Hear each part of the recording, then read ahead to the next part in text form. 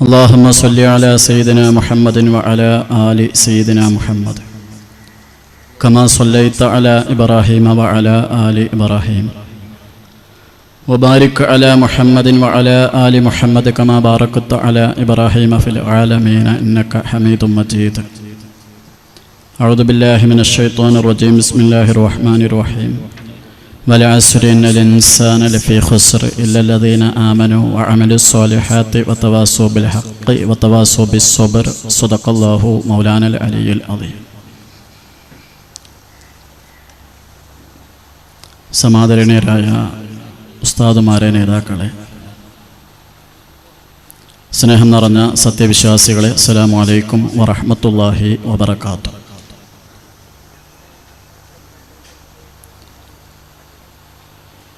ഈ വർഷത്തെ ജാമിയ സമ്മേളനത്തോടനുബന്ധിച്ച് ശ്രദ്ധേയമായി നാം സംഘടിപ്പിച്ച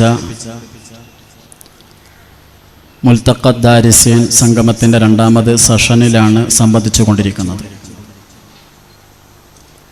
ദഅവ സംബന്ധമായ കാര്യങ്ങളെക്കുറിച്ചുള്ള പ്രസക്തമായ ആലോചനകൾക്ക് വേണ്ടിയാണ് ഈ വേദി നീക്കി വെക്കപ്പെട്ടിട്ടുള്ളത്. നേരത്തെ സ്വാഗത പ്രസംഗത്തിൽ ബഹുമാന്യനായ CK മൊയ്തീൻ ഫൈദി സൂചിപ്പിച്ചതുപോലെ പ്രിയങ്കരനായ സാലിം ഫൈദിയുടെ നഫ്ഹത്ത് ത്വയ്യിബക്ക് വേണ്ടി ആകാംക്ഷയോടുകൂടി കാത്തിരിക്കുന്ന സദസ്സാണിത്. പരിശുദ്ധമായ ദീനിൻ്റെ പ്രബോധന രംഗത്ത് ആധ്യാത്മിക വഴിയുടെ പ്രാധാന്യത്തെക്കുറിച്ച് ചെറിയ സൂചനകളിലൂടെ സംസാരം അവസാനിപ്പിക്കാനാണ് ഉദ്ദേശിക്കുന്നത്. അല്ലാഹു തആല തൗഫീഖ് ചെയ്യുമാറാവട്ടെ. പ്രത്യേകിച്ച് പരിശുദ്ധമായ ദീനിൻ്റെ ദഅവ മേഖലയിൽ പരിശുദ്ധമായ ഇസ്ലാമിൻ്റെ പരിശുദ്ധമായ ദീനിൻ്റെ ഏത് കാലഘട്ടത്തിലുള്ള ചരിത്രത്തിലും വേറിട്ട് നിൽക്കുന്ന സവിശേഷമായ സാന്നിധ്യമാണ് കേരളത്തിലെ മുസ്ലിങ്ങളുടെ സാന്നിധ്യം. വിശ്വോത്തരമായി മുസ്ലിം കേരളം വേറിട്ട് നിൽക്കുന്ന പ്രധാനപ്പെട്ട ഒരു ഘടകം ജസീറത്തുൽ അറബിൽ നിന്ന് ഒരുപാട് അകലെ കിടക്കുന്ന പ്രദേശമായിട്ട് പോലും പുണ്യനബി സല്ലല്ലാഹു അലൈഹി വസല്ലമ തങ്ങളുടെ കാലഘട്ടത്തിൽ തന്നെ പരിശുദ്ധമായ ദീനിനെ ഉൾക്കൊള്ളാനുള്ള സൗഭാഗ്യം ലഭിച്ചു എന്നതിലൂടെയാണ്. ഇന്ന് ആധുനിക അറബ് രാജ്യങ്ങളായി എണ്ണപ്പെടുന്ന പല പ്രദേശങ്ങളുടെ പോലും ചരിത്രം എടുത്ത് വിലയിരുത്തിയാൽ നമുക്ക് ബോധ്യപ്പെടും, പുണ്യനബി സല്ലല്ലാഹു അലൈഹി വസല്ലമ തങ്ങളുടെ കാലഘട്ടത്തിൽ പ്രാചീനത അവകാശപ്പെടാൻ കഴിയുന്ന ഇന്നത്തെ ഇസ്ലാമിൻ്റെ സാന്നിധ്യത്തിൻ്റെ തെളിവുകളായ സൂചനകളായ പല പ്രദേശങ്ങളിലും ഇസ്ലാം കടന്നു ചെന്നിട്ടില്ല. അതേ അവസരം മഹാനായ റസൂലുള്ളാഹി സ്വല്ലല്ലാഹു അലൈഹി വസല്ലമ തങ്ങളുടെ കാലഘട്ടത്തിൽ തന്നെ പരിശുദ്ധമായ ദീനിനെ ഉൾക്കൊള്ളാൻ സൗഭാഗ്യം ലഭിച്ചു എന്ന സവിശേഷത കേരളത്തിന്, പ്രത്യേകിച്ച് മലബാറിൻ്റെ തീരത്തിനുണ്ട്. എന്നും നാം ആ വ്യതിരക്തത കാത്ത് സൂക്ഷിച്ചിട്ടുണ്ട്. പൗരാണികത അവകാശപ്പെടാൻ കഴിയുന്ന മറ്റു പ്രദേശങ്ങളിൽ നിന്ന് വ്യത്യസ്തമായി ആവാഹിച്ചെടുത്ത ആശയങ്ങളെ, നെഞ്ചോട് ചേർത്ത് പിടിച്ച ആദർശത്തെ ഒരു കാലഘട്ടത്തിലും വ്യതിചലനങ്ങൾക്ക് വിധേയമാകാതെ കാത്തു സൂക്ഷിക്കാൻ കഴിയുന്ന അപൂർവമായ സംരക്ഷണം കേരളത്തിലെ മുസ്ലിങ്ങൾക്ക് ഖാലിഖായ റബ്ബ് നൽകി എന്നുള്ളത് വസ്തുതയാണ്. ഇതിനു മുമ്പ് നടന്ന വിദ്യാഭ്യാസ സെഷനിൽ സംബന്ധിച്ചുകൊണ്ട് ബഹുമാനനായ കൊളത്തൂർ മൗലവി നമ്മുടെ മുന്നിൽ സമർപ്പിച്ച സംസാരത്തിലൂടെ പ്രത്യേകിച്ച് കേരളത്തിലെ പള്ളി ദർസുകൾ നമ്മുടെ പൂർവികരായ മഹത്തുക്കളായ പണ്ഡിതന്മാരുടെ, ഗുരുനാഥന്മാരുടെ വിവിധ തലങ്ങളിലുണ്ടായിരുന്ന അവരുടെ കഴിവും പ്രതിപാദനത്വവുമൊക്കെ കുറഞ്ഞ വാക്കുകളിലൂടെ അദ്ദേഹം സരളമായി സരസമായി നമ്മുടെ മുന്നിൽ ഗൗരവത്തോടു കൂടി ബോധ്യപ്പെടുത്തുകയുണ്ടായി.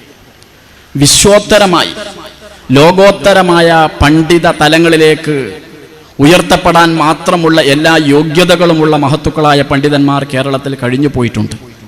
പലപ്പോഴും അതൊരു വലിയ പുറം ലോകത്തിൻ്റെ ശ്രദ്ധയിൽപ്പെടാത്ത, അല്ലെങ്കിൽ ഇസ്ലാമിക ദഅവ രംഗങ്ങളെക്കുറിച്ചോ ഇസ്ലാമിക വൈജ്ഞാനങ്ങളുടെ വളർച്ചയെക്കുറിച്ചോ ഗവേഷണം നടത്തുന്ന വിദേശ രാജ്യങ്ങളിലുള്ള വിദ്യാർത്ഥികളുടെ ശ്രദ്ധയിൽപ്പെടാൻ മാത്രമുള്ള ഒരു തലങ്ങളായി കേരളത്തിലെ നമ്മുടെ ഇന്നലകൾ വളർന്നു പോകാതിരിക്കാനുള്ള കാരണം രചനാ രംഗത്തുള്ള നമ്മുടെ ഒരു അഭാവമാണ്, അസാന്നിധ്യമാണ്. കഴിവിനനുസരിച്ചുകൊണ്ട് പ്രതിപാദനത്തിനനുസരിച്ചുകൊണ്ടുള്ള രചന തലങ്ങളിലേക്ക് നമ്മുടെ പൂർവ്വകാല അവസ്ഥകൾ പരിശോധിച്ച് നോക്കുകയാണെങ്കിൽ അതിനനുസരിച്ചു കൊണ്ടുള്ളൊരു സാന്നിധ്യം ഉണ്ടായിട്ടില്ല. അതേ അവസരം രചിക്കപ്പെട്ട ഗ്രന്ഥങ്ങളും വിരചിതമായ വൈജ്ഞാനിക തലങ്ങളുടെ വിവിധ ഭാഗങ്ങളിൽ മേഖലകളിൽ നിന്നുകൊണ്ടുള്ള സംഭാവനകളുമൊക്കെ വിലയിരുത്തി നോക്കുകയാണെങ്കിൽ നേരത്തെ സൂചിപ്പിച്ചതുപോലെ ലോകോത്തര നിലവാരത്തിലുള്ള സംഭാവനകൾ ആ രംഗത്ത് സമർപ്പിക്കാൻ കേരളത്തിലെ മഹത്തുക്കളായ മുൻഗാമികൾക്ക് കഴിഞ്ഞിട്ടുണ്ട്. ഇതിലൂടെ നമ്മൾ വിലയിരുത്തേണ്ടത് എന്നും വേറിട്ട് നിൽക്കുന്ന ഒരു സാന്നിധ്യമായിട്ടാണ് നമുക്കതൊക്കെ കാണാനും വിലയിരുത്താനും സാധിക്കുന്നത്. പരിശുദ്ധമായ ദീനിൻ്റെ പ്രബോധന രംഗത്ത് ഏത് കാലഘട്ടത്തിലും ഏത് സാഹചര്യത്തിലും വേറിട്ട് നിൽക്കുന്നതാണ് ആധ്യാത്മികത. അഥവാ അള്ളാഹുവിൻ്റെ ദീനിൻ്റെ സവിശേഷത, പ്രത്യേകത നമുക്കൊക്കെ അറിയാം. ഖാലിഖായ റബ്ബ് പൊരുത്തപ്പെട്ട സൃഷ്ടാവായ അള്ളാഹു തആല അംഗീകരിച്ച ഏക ആദർശമാണ്, പ്രത്യയശാസ്ത്രമാണ്, മതമാണ് പരിശുദ്ധമായ ദീൻ. ആ ദീനിൻ്റെ പ്രചാരണം, പ്രബോധനം അത് സമൂഹത്തിൻ്റെ വിവിധ തലങ്ങളിലേക്ക് എത്തിച്ചു കൊടുക്കേണ്ടതും ഉൾക്കൊണ്ട ആളുകളുടെ ജീവിതത്തിൽ വരുന്ന വൈകല്യങ്ങളിൽ ആവശ്യമായ വിധത്തിൽ ഇടപെട്ടുകൊണ്ട് തിരുത്തലുകൾ ഉണ്ടാക്കേണ്ടതും സംസ്കരണ പ്രവർത്തനങ്ങളിൽ ഏർപ്പെടേണ്ടതുമൊക്കെ പരിശുദ്ധമായ ദീനിൻ്റെ തലങ്ങളിൽ പ്രവർത്തിക്കുന്ന ആളുകളുടെ ബാധ്യതയാണ്. ആ തലങ്ങളിൽ, ആ മേഖലയിൽ ഏറ്റവും കൂടുതൽ സംഭാവനകൾ അർപ്പിക്കാനും ഏറ്റവും കൂടുതൽ പ്രവർത്തിക്കാനും കഴിയുന്ന വിഭാഗമാണ് മതപണ്ഡിതന്മാരെന്ന് പറയുന്നത്. പ്രത്യേകിച്ച് നമ്മുടെ കേരളത്തിലെ പള്ളി ദർസുകളുടെയൊക്കെ അവസ്ഥ പരിശോധിച്ച് നോക്കുകയാണെങ്കിൽ നമുക്ക് കാണാൻ കഴിയും. മുതഅല്ലിമുകളാണ് ഇവിടെ സംബന്ധിച്ചു കൊണ്ടിരിക്കുന്നതിൽ 80% അധികം വരുന്ന ഈ സദസ്സ്. നമ്മെ സംബന്ധിച്ചിടത്തോളം ഗൗരവത്തോടുകൂടി വിലയിരുത്തേണ്ടത് കാലത്തിൻ്റെ മാറ്റത്തിനനുസരിച്ച് കൊണ്ടുള്ള ഒഴുക്കുകൾക്ക് നമ്മളൊക്കെ വിധേയമായി കൊണ്ടിരിക്കുന്നു. ഒരു വസ്തുതയും ഒരു പരമാർത്ഥവുമാണ്. ഒരു മുതഅല്ലിമിനെ സംബന്ധിച്ചിടത്തോളം, ഒരു മതവിദ്യാർത്ഥിയെ സംബന്ധിച്ചിടത്തോളം ഒഴിഞ്ഞിരിക്കാനും നിഷ്ക്രിയമായി നിൽക്കാനും സമയമില്ലാത്ത വിധമുള്ള ഒരു ജീവിതത്തിൻ്റെ ചുറ്റുപാടുകളാണ്, ചിട്ടയാണ്, വ്യവസ്ഥയാണ് നമുക്ക് നമ്മുടെ ഇന്നലകളുടെ അവസ്ഥകളെടുത്ത് പരിശോധിച്ച് നോക്കുകയാണെങ്കിൽ നമുക്ക് കാണാൻ കഴിയുന്നത്. പുതുതായി ദർസിലേക്ക് പ്രവേശിക്കുന്ന, മതവിദ്യാഭ്യാസ രംഗത്തേക്ക്, മതപഠന രംഗത്തേക്ക് പ്രവേശിക്കുന്ന ഒരു മുതഅല്ലിമിനെ കുറിച്ച്, ഒരു മതവിദ്യാർത്ഥിയെക്കുറിച്ച് നമ്മൾ ആലോചിച്ച് നോക്ക്. മീസാനാണ് നമ്മൾ ആദ്യമായി പഠിക്കുന്ന മീസാൻ നഹ്വുമായി ബന്ധപ്പെട്ടുകൊണ്ടുള്ള വിഷയങ്ങളൊക്കെ വിശകലനം ചെയ്താൽ ബോധ്യപ്പെടും. ഫഅലയിൽ നിന്നാണ് നമ്മൾ തുടങ്ങുന്നത്. പ്രവർത്തിക്കുക എന്നുള്ള തലത്തിൽ നിന്നാണ് നമ്മുടെ ഏറ്റവും ആദ്യ പടി തന്നെ, നമ്മുടെ ആദ്യ സ്റ്റെപ്പ് തന്നെ വെച്ചിട്ടുള്ളത്. അത് കേവലം ഒരു ഉദാഹരണമായിട്ട് വെക്കുന്നതല്ലല്ലോ. കേവലം ഒരു ഉദാഹരണത്തിൻ്റെ മനസ്സിലാക്കാനുള്ള സുഗമമായ വഴി എന്നുള്ളതിനപ്പുറം മഹത്തുക്കളായ ആളുകളുടെ ചിന്തകളിൽ ഇത്തരം കാര്യങ്ങൾ കടന്നു വരുമ്പോൾ തന്നെ അതിൻ്റെ ആശയ തലങ്ങൾ കൂടി സ്വാഭാവികമായും ഉണ്ടാകുന്നു എന്നുള്ളതൊരു വസ്തുതയാണ്. മുതഅല്ലിമിനെ സംബന്ധിച്ചിടത്തോളം പ്രവർത്തനമാണ്, സജീവമായ പ്രവർത്തനം. ഊണും ഉറക്കുമൊഴിച്ച് ഉറങ്ങുമ്പോഴും പ്രവർത്തനങ്ങളെക്കുറിച്ച് ആലോചിച്ചു കൊണ്ടിരിക്കുന്ന ഒരു രീതിയും സ്വഭാവവും ശൈലിയുമാണ് ദീനി വിദ്യാഭ്യാസ രംഗത്ത്, മതപഠന രംഗത്ത് നമ്മുടെ പൂർവ്വപിതാക്കളും മുൻഗാമികളായ ആളുകളും ആവിഷ്കരിച്ച ശൈലിയിൽ നിന്ന് നമുക്ക് മനസ്സിലാക്കാൻ കഴിയുക. അതുകൊണ്ട് തന്നെ നിരന്തരമായി പ്രവർത്തിക്കുന്ന, പഠിക്കുമ്പോഴും പഠന പ്രക്രിയകൾ ഏർപ്പെടുമ്പോഴും അതൊക്കെയും പൂർണ്ണമായും തൻ്റെ 2 ലോക ജീവിതത്തിനും ഉപകാരപ്രദമാകുന്ന വിധത്തിലുള്ള ക്രമീകരണം നടത്തുക എന്നുള്ളത് ഇതിൻ്റെ ഭാഗമായിട്ട് നമ്മുടെ ഭാഗത്ത് നിന്ന് വളരെ ആത്മാർത്ഥതയോടുകൂടി, ഗൗരവത്തോടുകൂടി സ്വീകരിച്ചുകൊണ്ട്, ഉൾക്കൊണ്ടുകൊണ്ട് നമ്മുടെ ഭാഗത്ത് നിന്ന് ഉണ്ടാകേണ്ടുന്ന ഒരു കടമയാണ്, ഉത്തരവാദിത്വമാണ്. ജീവിക്കുന്ന കാലം നമ്മൾ നിർവഹിച്ചു കൊണ്ടിരിക്കുന്ന കർമ്മങ്ങൾ അത് 2 ലോകത്തും ഉപകരിക്കുന്ന വിധത്തിലേക്ക്, ഉപകാരപ്പെടുന്ന വിധത്തിലേക്ക് ആകുന്ന ഒരു കാർക്കശ്യം, കണിശത സർവ്വ വിഷയങ്ങളിൽ നമ്മൾ ഉണ്ടാകുമ്പോഴേ സത്യത്തിൽ ആ രീതിയിലേക്ക് നമ്മുടെ ജീവിതത്തെ ഫലപ്രദമായ രീതിയിലേക്ക് ഉഖ്റവിയും ദുന്യവിയുമായ തലങ്ങളിലുള്ള ഉപകാരത്തിന് മാറ്റിയെടുക്കാൻ നമുക്ക് സാധിക്കുന്നുള്ളൂ. അതുകൊണ്ട് തന്നെ ആമുഖമായിട്ട് സൂചിപ്പിക്കുന്നത്, നമ്മുടെയൊക്കെ മനസ്സിൽ ദഅ്വാ രംഗവുമായി ബന്ധപ്പെട്ടുകൊണ്ടുള്ള പ്രബോധന പ്രചാരണ മേഖലയുമായി ബന്ധപ്പെട്ടുകൊണ്ടുള്ള ശക്തമായ കണിശമായ ആലോചനകൾ ഉണ്ടാവേണ്ടതുണ്ട്. ദീനിൻ്റെ ആശയങ്ങൾ എന്ന് പറയുന്നത് കേവലം ഒരു രാഷ്ട്രീയ പ്രസംഗം പോലെ അല്ലെങ്കിൽ ഒരു ഭൗതിക ആശയങ്ങളെപ്പോലെ കൈമാറ്റം ചെയ്യപ്പെടേണ്ടതല്ല. ദീനിൻ്റെ ആശയങ്ങൾ എന്ന് പറയുന്നത് ഹൃദയവുമായി ബന്ധപ്പെട്ടതാണ്, റൂഹുമായി ബന്ധപ്പെട്ടതാണ്, ആത്മാവും മനസ്സുമായി ബന്ധപ്പെട്ടതാണ് ദീനിൻ്റെ ആശയങ്ങൾ എന്ന് പറയുന്നത്. ആ ആശയങ്ങൾ അതിൻ്റെ അർത്ഥത്തിൽ സ്വീകരിച്ചവനെ, ഉൾക്കൊണ്ടവനെ, ആവാഹിച്ചെടുത്തവനെ അതേ രീതിയിൽ അത് മറ്റുള്ളവർക്ക് സമർപ്പിച്ചു കൊടുക്കാനും പകർന്നു കൊടുക്കാനും സാധിക്കുകയുള്ളൂ. ഒന്നാമതായി പ്രചാരണം നടത്തുന്ന ആളുകൾ, പ്രബോധനം നടത്തുന്ന ആളുകൾ പറയുന്ന ആശയങ്ങളുടെ, പ്രചരിപ്പിച്ചു കൊണ്ടിരിക്കുന്ന കാര്യങ്ങളുടെ വാഹകനാകുക എന്നുള്ളത് ഏറ്റവും പ്രധാനപ്പെട്ട, ഏറ്റവും പ്രഥമമായി ശ്രദ്ധിക്കേണ്ടുന്ന ഒരു സംഗതിയായിട്ട് മഹാന്മാരായ ആളുകൾ, പൂർവ്വസൂരികളായ ആളുകൾ, മഹത്തുക്കളായ ആളുകൾ ഇത് സംബന്ധമായി നമ്മുടെ മുന്നിൽ പഠിപ്പിക്കുന്നതും ഓർമ്മപ്പെടുത്തുന്നതും നമുക്ക് കാണാൻ കഴിയും. പഠിക്കുന്നതെന്തോ അത് പൂർണ്ണമായും പ്രാവർത്തികമാക്കാൻ കഴിയുന്ന ഒരു വിധാനത്തിലേക്ക് നമ്മുടെ മനസ്സുകളെ കൊണ്ടെത്തിക്കുക, അതിന് പാകമാക്കുക, മനസ്സുകളെ പാകമാക്കുക എന്നുള്ളത് ഏറ്റവും പ്രധാനപ്പെട്ട ഒരു സംഗതിയാണ് ഈ തലങ്ങളിൽ. മഹാനായ ഇമാം ഗസാലി റഹ്മത്തുള്ളാഹി അലൈഹി ആധ്യാത്മിക തലങ്ങളിൽ കർക്കശമായ കണിശമായ ഇടപെടലുകൾ നടത്തിക്കൊണ്ട് സൂഉൽ ഖുൽഖ്, ദുസ്വഭാവങ്ങളുടെ വിപാടനത്തിന് വേണ്ടി, സ്വഭാവങ്ങളിൽ നിന്ന്, ദുസ്വഭാവങ്ങളിൽ നിന്ന് മനുഷ്യ മനസ്സിനെ സംസ്കരിക്കാനുള്ള വഴികൾ നിർദ്ദേശിക്കുമ്പോൾ ആ നിർദ്ദേശങ്ങളുടെ ഭാഗമായിട്ട് വളരെ പ്രാധാന്യത്തോടു കൂടി പറയുന്നത് ഇന്ന മസാവിൽ അഖ്ലാഖി കുല്ലിഹ തുആലജു ബിമഅജൂനിൽ ഇൽമി വൽ അമൽ. ഇൽമും അമലും സമ്മിശ്രമായി സമന്വയിപ്പിച്ചുകൊണ്ടുള്ള ഒരു സമർപ്പണം, ഒരു ഇടപെടൽ ഉണ്ടാകുമ്പോഴേ ദുസ്വഭാവങ്ങളെ, മോശപ്പെട്ട സ്വഭാവങ്ങളെ ചികിത്സിക്കപ്പെടാൻ സാധിക്കുകയുള്ളൂ എന്ന് മഹാനായ ഇമാം ഗസാലി റഹ്മത്തുള്ളാഹി അലൈഹി ഒരു ഭാഗത്ത് വളരെ ഗൗരവത്തോടുകൂടി ഓർമ്മപ്പെടുത്തുന്ന നമുക്ക് കാണാൻ കഴിയും. മുതഅല്ലിമുകൾ എന്നുള്ള നിലക്ക് ദീനി ദഅ്വാ രംഗത്ത് വളരെ കരുതലോടുകൂടിയുള്ള കാൽവെപ്പുകൾ നടത്തേണ്ടുന്ന ഒരു വിഭാഗം എന്നുള്ള നിലക്ക് ആസൂത്രിതമായി കാര്യങ്ങൾ ആലോചിച്ചുകൊണ്ട്, ആവിഷ്കരിച്ചുകൊണ്ട് നടപ്പിലാക്കാൻ ഉത്തരവാദപ്പെട്ട ആളുകൾ എന്നുള്ള നിലക്ക് ഒന്നാമതായും പ്രഥമമായും പ്രാധാന്യത്തോടെയും നമ്മുടെ മനസ്സിൽ ഈ ആശയം ഉണ്ടാകേണ്ടതാണ്. പഠിച്ചെടുക്കുന്ന ആശയങ്ങൾ എന്തുണ്ടോ, പഠിക്കുന്ന ആശയങ്ങൾ എന്തുണ്ടോ ആ ആശയങ്ങൾ മറ്റുള്ളവർക്ക് മുന്നിൽ സമർപ്പിക്കുമ്പോൾ ആ ആശയങ്ങൾ നമ്മുടെ കൂടി ജീവിതത്തിൽ ഉണ്ടാകുക എന്ന് പറയുന്ന പ്രധാനപ്പെട്ട ഒരു സംഗതി.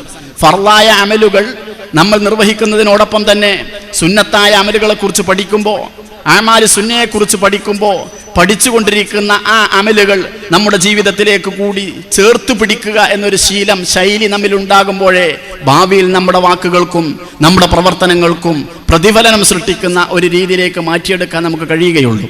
റവാത്തിബ് സുന്നത്തടക്കമുള്ള, ഞാനത് വിശദീകരിക്കുകയല്ല, ഏതൊക്കെ സുന്നത്തായ കർമ്മങ്ങളെക്കുറിച്ച്, അമലുകളെക്കുറിച്ച് നമ്മൾ പഠിക്കുന്നുണ്ടോ, പഠിക്കുന്ന ആ കർമ്മങ്ങളൊക്കെ നമ്മുടെ ജീവിതത്തിൻ്റെ തന്നെ ഭാഗമാക്കി മാറ്റാൻ, അത് കേവലം ഒരു പ്രചാരണത്തിന് വേണ്ടിയല്ല, കേവലം ഒരു ആശയങ്ങളുടെ പ്രബോധനത്തിന് വേണ്ടിയല്ല, നമ്മുടെ ആഖിറം രക്ഷപ്പെടണമെന്നുള്ള താല്പര്യത്തോടുകൂടി നമ്മുടെ ജീവിതത്തിൻ്റെ ഭാഗമാക്കി മാറ്റാൻ സുന്നത്തായ അമലുകൾക്ക് പ്രാധാന്യം കൊടുക്കാൻ നമുക്ക് കഴിയുമ്പോഴാണ് അടുത്ത ഭാവിയിൽ നമ്മുടെ ചാൻസുകൾ, നമ്മുടെ അവസരങ്ങൾ നമുക്ക് ലഭിക്കുമ്പോൾ അത് അതിൻ്റെതായ പ്രതിഫലനം സൃഷ്ടിക്കുന്ന ഇടപെടലുകളാക്കി, സാമീപ്യങ്ങളാക്കി മാറ്റാൻ സത്യത്തിൽ നമുക്ക് സാധിക്കുന്നത്. സുന്നത്തായ അമലുകൾക്ക് ഇതിൽ വലിയ പ്രാധാന്യമുണ്ട്. ലോകത്ത് എന്ന് നടത്തിയ ഇസ്ലാമിക ദഅ്വാ പ്രവർത്തനങ്ങളുടെ അവസ്ഥകൾ എടുത്ത് പരിശോധിച്ച് നോക്കുകയാണെങ്കിൽ നമുക്കത് കാണാൻ കഴിയും. ഇന്ന് ദീനി ദഅ്വാ രംഗത്ത് ആധുനിക സമൂഹത്തിലും ആധുനിക സംവിധാനങ്ങളുടെ പുരോഗതിയുടെ വളർച്ചയുടെ വെളിച്ചത്തിലുമൊക്കെ ആശയ പ്രചാരണങ്ങൾക്ക് ഇഷ്ടം പോലെ വഴികൾ ഇന്ന് അന്വേഷിച്ചു കൊണ്ടിരിക്കുകയും കണ്ടെത്തുകയും ചെയ്തുകൊണ്ടിരിക്കുന്നു. എത്രത്തോളം സിനിമകളെപ്പോലും അഭ്രപാളികളെപ്പോലും ആശയങ്ങളുടെ സംവേദനത്തിന് വേണ്ടി, ഇസ്ലാമിക ആശയ പ്രചാരണത്തിന് വേണ്ടി എന്തുകൊണ്ട് ഉപയോഗപ്പെടുത്തപ്പെട്ടുകൂടാ എന്ന ചോദ്യം ഉയർന്നു വന്നുകൊണ്ടിരിക്കുന്നത് യൂറോപ്യൻ രാജ്യങ്ങളിൽ നിന്നല്ല, പടിഞ്ഞാറൻ ഇസ്ലാമിക പ്രബോധകരിൽ നിന്നല്ല, കൊച്ചു കേരളത്തിൻ്റെ പോലും മടിത്തട്ടിൽ നിന്ന് പുതിയ കാലഘട്ടത്തിൽ അത്തരം ചോദ്യങ്ങളും അത്തരം ചർച്ചകളും ഉയർന്നു വന്നു കഴിഞ്ഞു. ഇസ്ലാമിക സിനിമകൾ ഉപയോഗപ്പെടുത്തിക്കൊണ്ട് എന്തുകൊണ്ട് ആശയങ്ങളുടെ സംവേദനം നടത്തിക്കൂടാ എന്ന ചർച്ചകൾ നടക്കുന്നത് കേരളത്തിലെ മതപാഠശാലകളിലാണ്, നമ്മുടെ മതപാഠശാലകളിലാണ് എന്ന് പറയുന്ന വസ്തുത ഗൗരവത്തോടുകൂടി നമ്മൾ ഉൾക്കൊള്ളേണ്ടതാണ്. ദഅ്വാ രംഗത്തെക്കുറിച്ചുള്ള ആലോചനകളുടെ വിപുലമായ രൂപങ്ങളും വിപുലമായ ചിത്രങ്ങളുമാണ് ഈ സംബന്ധമായിട്ട് നമുക്ക് കാണാൻ കഴിയും. ഞാൻ അതിലേക്ക് പ്രവേശിക്കുകയല്ല. എന്തൊക്കെയാണെങ്കിലും ഇത് സംബന്ധമായി ആത്യന്തികമായി പറയാൻ കഴിയുന്ന ഒരു വസ്തുതയുണ്ട്. ലോകത്ത് മീഡിയകളുടെ വളർച്ച, മാധ്യമങ്ങളുടെ വളർച്ച, ഏതൊക്കെ രീതിയിൽ ആശയങ്ങളുടെ പ്രചാരണത്തിന് കൈമാറ്റം ചെയ്യലുകൾക്ക് എന്തൊക്കെ വിധത്തിൽ നമുക്ക് മാധ്യമങ്ങളെ ആശ്രയിക്കാനും അവലംബിക്കാനും സാധിക്കുമോ, ഏതൊക്കെ വഴികൾ അത് സംബന്ധമായി നമുക്ക് ആവിഷ്കരിച്ചെടുക്കാൻ സാധിക്കുമോ, ആ സാധിക്കുന്ന സർവ്വ വഴികളെക്കാളും ഏറ്റവും ഉത്തമമായത്, ഏറ്റവും ഫലപ്രാപ്തിയുണ്ട് എന്ന് 100% നമുക്ക് പറയാൻ കഴിയുന്ന വഴി, അത് പറയുന്ന കാര്യങ്ങൾ ജീവിതത്തോട് ചേർത്ത് പിടിച്ചുകൊണ്ടുള്ള വഴി തന്നെയാണ്. ഫർളായ അമലുകൾക്ക് പുറമെ സുന്നത്തായ അമലുകളിൽ കൂടി നിഷ്കർഷത പുലർത്തിക്കൊണ്ട്, കണിശത കാണിച്ചുകൊണ്ടുള്ള ഒരു ജീവിത രീതിയിലേക്ക് നമ്മൾ മാറുമ്പോൾ അത്ഭുതങ്ങൾ സൃഷ്ടിക്കാൻ നമുക്ക് സാധിക്കും. അതില്ലാത്തതിൻ്റെ ദുരന്തം നമ്മൾ ഇഷ്ടം പോലെ അനുഭവിച്ചു കൊണ്ടിരിക്കുകയാണ്. ദഅ്വാ രംഗത്ത് നമുക്കിന്ന് പരിമിതികളില്ല, കുറവുകളില്ല. സിംബോസിയങ്ങൾ, സെമിനാറുകൾ, 10,000 തടിച്ചുകൂടുന്ന മഹാപ്രഭാഷണങ്ങൾ എല്ലാം ഇന്ന് നമ്മുടെ നാടുകളിൽ നടന്നുകൊണ്ടിരിക്കുന്നുണ്ട്. പക്ഷേ നമ്മൾ ഒരു വിമർശനത്തോടു കൂടി നമ്മൾ കാര്യങ്ങൾ വിലയിരുത്തി നോക്ക്. ഏറ്റവും ഇസ്ലാമിക അവബോധമുള്ള തലമുറ ജീവിക്കുന്നു എന്ന് ലോകോത്തരമായിട്ട് തന്നെ നമുക്ക് അവകാശപ്പെടാൻ കഴിയുന്ന കേരളത്തിൽ 10,000-ഓളം മദ്രസകളുടെ സാന്നിധ്യമുള്ള 15,000-ഓളം മദ്രസകളുടെ സാന്നിധ്യമുള്ള കേരളത്തിൽ ബഹുമാനപ്പെട്ട സമസ്ത കേരള ജംഇയ്യത്തുൽ ഉലമയുടെ വിദ്യാഭ്യാസ ബോർഡിന്റെ കീഴിൽ മാത്രം 10,000-ഓളം മദ്രസകൾ പ്രവർത്തിച്ചു കൊണ്ടിരിക്കുന്നുണ്ട്. കുറ്റകൃത്യങ്ങളുടെ പുതിയ തലമുറയിൽ വളർന്നു വന്നുകൊണ്ടിരിക്കുന്ന കുറ്റകൃത്യങ്ങളുടെയൊക്കെ ക്രൈമുകളുടെ ചിത്രവും അതിൻ്റെ പട്ടികയും നമ്മൾ പരിശോധിച്ചു നോക്ക്. ഏത് കുറ്റകൃത്യങ്ങൾ എടുത്തു നോക്കുകയാണെങ്കിലും മുസ്ലിം സമുദായത്തിൻ്റെ, നമ്മുടെ സമുദായത്തിൻ്റെ പങ്കും നേതൃപരമായ പങ്ക് തന്നെ അവിടെ ഇഷ്ടം പോലെ കാണാൻ കഴിയുന്ന രൂപത്തിലേക്കാണല്ലോ ഇന്നും കേരളത്തിൻ്റെ അവസ്ഥയുള്ളത്. അത് നമ്മൾ വിലയിരുത്തേണ്ടതല്ലേ? എന്തുകൊണ്ട് സെമിനാറുകൾ നടന്നുകൊണ്ടിരിക്കുന്നു, സിമ്പോസിയങ്ങളുണ്ട്, മഹല്ല് തലങ്ങളിലും മഹല്ലിൻ്റെ പല ഭാഗങ്ങളിലുമായി നീണ്ടു നിൽക്കുന്ന പ്രഭാഷണങ്ങളും ദീനീ ദഅ്വാ രംഗത്തെ വിവിധ ശ്രദ്ധേയമായ പ്രവർത്തനങ്ങളുമൊക്കെ, ഇന്ന് ആകർഷകമായ പ്രവർത്തനങ്ങളുമൊക്കെ ഇഷ്ടം പോലെ നടന്നുകൊണ്ടിരിക്കുന്നുണ്ട്. പക്ഷേ ആ നടക്കുന്ന പ്രവർത്തനങ്ങൾ സമൂഹത്തിൻ്റെ അടിത്തട്ടിലേക്ക് എത്തിക്കൊണ്ടിരിക്കുന്നുണ്ടോ എന്നുള്ളതിനെക്കുറിച്ചുള്ള വിമർശന വിശകലനമാണ് നമ്മൾ നടത്തേണ്ടത്. സമൂഹം എന്ന് പറയുന്നത് സമൂഹത്തിൻ്റെ മനസ്സാണ്. പറയുന്ന ആശയം കൽബിലേക്ക് എത്തുന്നുണ്ടോ എന്നുള്ളതിനെക്കുറിച്ചുള്ള ചോദ്യം, ആ ചോദ്യത്തിൻ്റെ ഉത്തരമാണ് സത്യത്തിൽ നമുക്കിവിടെ നഷ്ടപ്പെട്ടുകൊണ്ടിരിക്കുന്നത്. കൽബിൽ നിന്ന് കൽബിലേക്ക് ആശയം മാറുമ്പോഴേ ആശയം എത്തേണ്ടടുത്ത് എത്തുന്നുള്ളൂ. ചുണ്ടിൽ നിന്ന് കാതിലേക്ക് ആശയം മാറുമ്പോൾ കേവലം ആശയത്തിന് നിൽക്കാനുള്ള സമയത്തിനൊരു പരിധിയുണ്ട്. ആ പരിധിക്കപ്പുറം ആശയം നിൽക്കില്ല. അതാണ് ഇന്ന് നമ്മൾ കേരളത്തിൽ കണ്ടിരിക്കുന്ന, ലോകോത്തരമായി ഇന്ന് പ്രബോധന ദഅ്വാ രംഗത്ത് നമ്മൾ കണ്ടുകൊണ്ടിരിക്കുന്ന ഏറ്റവും വലിയ ഒരു ശൂന്യത എന്ന് പറയുന്നത് അതാണ്. ചുണ്ടുകളിൽ നിന്ന് കാതുകളിലേക്കാണ്. മിനൽ ഖൽബി ഇലൽ ഖൽബ് എന്ന് പറയുന്ന ഒരു തലം ഇന്ന് നമുക്ക് നഷ്ടപ്പെട്ടുകൊണ്ടിരിക്കുന്നു. പ്രഭാഷകരുടെ കുറവില്ല. 10,000-ങ്ങളെ ചൂണ്ടുവിരൽ കൊണ്ട് നിർത്താൻ കഴിയുന്ന വിധത്തിൽ, ഉള്ളംകൈ കൊണ്ട് അമ്മാനമാടാൻ കഴിയുന്ന വിധത്തിലുള്ള പ്രഭാഷകർ നമ്മുടെ നാടുകളിലുണ്ട്. പക്ഷെ ആലോചിച്ച് നോക്കൂ, കുറ്റപ്പെടുത്താനല്ല വിമർശിക്കാനല്ല, ആലോചിച്ച് നോക്കൂ, നമ്മുടെ പ്രഭാഷണങ്ങൾക്ക് അതിൻ്റെതായ തലങ്ങളിൽ എത്താൻ നമുക്ക് കഴിയുന്നുണ്ടോ? ഇന്നൊരു പ്രഭാഷകനെ കുറിച്ച് നമ്മുടെ മനസ്സിൽ ഏറ്റവും ഇഷ്ടം കൂടിയ ഒരു പ്രഭാഷകന്റെ പേര് പറയണമെന്ന് ഈ സദസ്സിനോട് ചോദിച്ചാൽ ഒരു പക്ഷെ പേര് പറയാൻ ഇഷ്ടം പോലെ പ്രഭാഷകരുടെ പേരുണ്ടാകും. പക്ഷെ ആലോചിച്ച് നോക്കേണ്ടത്, ഈ പ്രഭാഷണങ്ങളിലൂടെ ലക്ഷ്യം വെക്കുന്ന ആ ഒരു ലക്ഷ്യത്തിലേക്ക് നമ്മുടെ കാര്യങ്ങളൊക്കെ, പ്രബോധന പ്രവർത്തനങ്ങൾ എത്തുന്നുണ്ടോ എന്നുള്ളതാണ്. മഹാനായ അത്തിപ്പറ്റ ഉസ്താദ് വലിയുല്ലാഹി അത്തിപ്പറ്റ ഉസ്താദ് അല്ലാഹു തആല ദീർഘായുസ് നൽകുമാറാവട്ടെ, ആഫിയത്തോടു കൂടിയുള്ള ദീർഘായുസ് നൽകുമാറാവട്ടെ. പലപ്പോഴും ആലോചിച്ചു പോകാറുണ്ട്, സമകാലിക കേരളത്തിൽ അത്തിപ്പറ്റ ഉസ്താദിനോളം വലിയൊരു പ്രഭാഷകൻ ഉണ്ടോ എന്നുള്ളതിനെ കുറിച്ചുള്ള വിലയിരുത്തൽ പലപ്പോഴും നടത്താറുണ്ട്. പലപ്പോഴും നമ്മൾ ആലോചിച്ചു പോകാറുള്ളൊരു സംഗതിയാണ്. പറയുന്ന കാര്യങ്ങൾ പറയുമ്പോൾ ആ വാക്കുകൾക്ക് വ്യക്തതയില്ല, ശബ്ദ സൗകുമാര്യതയില്ല, ശബ്ദമാധുര്യമില്ല, ഘനഗാംഭീര്യമായ പ്രഭാഷകന്റെ യാതൊരു വിധത്തിലുള്ള താളങ്ങളും ബഹുമാനപ്പെട്ട ഉസ്താദ് അവരുടെ അത്തിപ്പറ്റ ഉസ്താദിന്റെ സംസാരങ്ങൾക്കില്ല. പക്ഷെ ആലോചിച്ച് നോക്ക്, ഉസ്താദ് ഒരു സദസ്സിൽ വന്നാൽ, ഒരു വേദിയിലിരുന്നാൽ, ഒരു സദസ്സിലേക്ക് വന്നാൽ ആ സംസാരത്തിന് വേണ്ടി കാതോർക്കുന്ന ആളുകളെയാണ് നമ്മൾ കാണുന്നത്. ആരും ശബ്ദമുണ്ടാക്കരുതെന്ന് പറയേണ്ടി വരുന്നില്ല, ആരും മൗനം പാലിക്കാൻ ആവശ്യപ്പെടേണ്ടി വരുന്നില്ല. സംസാരം തുടങ്ങുമ്പോഴേക്ക് കാതുകൂർപ്പിക്കുന്ന സദസ്സിനെ നമ്മൾ കാണുന്നു. സൂചി വീണാൽ കേൾക്കുന്ന നിശബ്ദത ആ സദസ്സിൽ സ്വാഭാവികമായി ഉയർന്നു വരുന്നു. ഒരാളും കസേരൊന്ന് അടുത്തേക്കിടണം, മുന്നിലുള്ള കസേരകൾ എല്ലാവരും സീറ്റുകളൊക്കെ നിറക്കണമെന്ന് പറയേണ്ടുന്നൊരു ഗതികേടുണ്ടാകുന്നില്ല. ഒന്ന് അടുത്തേക്ക് ഇരിക്കണമെന്ന് ആവശ്യപ്പെടേണ്ടുന്നൊരു ഗതികേടുണ്ടാകുന്നില്ല. ഇത് നമ്മൾ കണ്ടുകൊണ്ടിരിക്കുന്ന വർത്തമാന യാഥാർത്ഥ്യമല്ലേ? എന്താണ് ഈ പ്രഭാഷണത്തിന്റെ വ്യത്യാസം? എന്താണ് ആ പ്രബോധനത്തിന്റെ വ്യത്യാസം? പറയുന്ന കാര്യം മിനൽ ഖൽബി ഇലൽ ഖൽബ്, പറയുന്ന കാര്യം മനസ്സിൽ നിന്നാണ് പറയുന്നത്. അത് സംസാരം, ആ സംവേദനം മനസ്സിനോടാണ്. മനസ്സിനോട് സംവദിക്കുമ്പോൾ അത് വല്ലാത്ത തരത്തിൽ പ്രതിഫലനം ചെലുത്തുകയും അത് വല്ലാത്ത തലത്തിൽ വല്ലാത്ത രീതിയിൽ സ്വാധീനം ചെലുത്തുകയും ചെയ്യുന്നു എന്നുള്ളതാണ് വസ്തുത. ആ ഒരു തലം ഇന്ന് നമുക്ക് നഷ്ടപ്പെട്ടുകൊണ്ടിരിക്കുകയാണ്. ആ ഒരു രീതി നമുക്കിന്ന് നഷ്ടപ്പെട്ടുകൊണ്ടിരിക്കുന്നു. ഞാനൊരു വിശുദ്ധ പ്രഭാഷകനായിട്ട് നിങ്ങളുടെ മുന്നിൽ സംസാരിക്കുകയല്ല ചെയ്യുന്നത്. നമുക്കുള്ള ഒരു കൂട്ടമായ കുറ്റപ്പെടുത്തലാണ്. നമ്മൾ ആ തലങ്ങളിൽ നിന്നുകൊണ്ട് തന്നെ ഗൗരവത്തോടു കൂടി ആലോചിക്കണം. സുന്നത്തായ കർമ്മങ്ങൾക്ക് ഊന്നൽ കൊടുത്തുകൊണ്ട്, പ്രത്യേകിച്ച് മുത്തഅല്ലിമുകൾ വളർന്നു വന്നുകൊണ്ടിരിക്കുന്ന പ്രിയപ്പെട്ട മതവിദ്യാർത്ഥികൾ, നമ്മൾ പഠിച്ചുകൊണ്ടിരിക്കുന്ന തഅലീം മുത്തഅല്ലിം അടക്കം, നമ്മുടെ ഫിഖ്ഹിന്റെ കിതാബുകളിലടക്കം നമ്മൾ അമലുകളെ കുറിച്ച് പഠിക്കുമ്പോൾ ആ പഠിക്കുന്ന അമലുകളെ നമ്മുടെ ജീവിതത്തിന്റെ കൂടി ഭാഗമാക്കി മാറ്റാനുള്ള ശ്രമങ്ങൾ നമ്മുടെ ഭാഗത്തു നിന്നുണ്ടാകണം. നേരത്തെ ഓടമ്പള്ളി മുഹമ്മദ് ഫൈസി നമ്മുടെ മുന്നിൽ സൂചിപ്പിച്ച വളരെ പ്രധാനപ്പെട്ട ഒരു കാര്യമുണ്ട്. സിയുമായി ബന്ധപ്പെട്ടുകൊണ്ടുള്ള പ്രധാനപ്പെട്ട ഒരു സംഗതി. സമൂഹം കാത്തു നിൽക്കുന്നു, സമൂഹം ഇന്ന് നഷ്ടബോധത്തോടുകൂടി നോക്കിക്കൊണ്ടിരിക്കുന്നു. ഇമാമിന് മിഹ്റാബിൽ നിൽക്കാൻ, മിമ്പറിൽ കയറാൻ സമുദായത്തിന് കഴിഞ്ഞ കാലഘട്ടങ്ങളിൽ നേതൃത്വം കൊടുത്തതുപോലെ നേതൃത്വം കൊടുക്കാൻ പറ്റുന്ന ആളുകൾക്ക് വേണ്ടി ദാഹാർത്ഥമായ മനസ്സോടുകൂടിയാണ് ആളുകൾ ഇന്ന്, സമൂഹം ഇന്ന്, മഹല്ലുകൾ ഇന്ന് കാത്തിരുന്നു കൊണ്ടിരിക്കുന്നത്. ഈ ശൂന്യത നിറക്കാൻ, ഈ ശൂന്യത നികത്താൻ പ്രിയപ്പെട്ടവരെ നമുക്ക് ബാധ്യതയില്ലേ? നാളുകളിൽ ഇത്തരം കാര്യങ്ങൾക്ക്, ഇത്തരം സംവിധാനങ്ങൾക്ക്, സംരംഭങ്ങൾക്ക് നേതൃത്വം കൊടുക്കാൻ ഉത്തരവാദപ്പെട്ട ബാധ്യസ്ഥരായ ആളുകളാണ് എൻ്റെ മുന്നിലിരിക്കുന്ന പ്രിയപ്പെട്ട മുത്തഅല്ലിം സുഹൃത്തുക്കൾ എന്ന് പറയുന്നത്.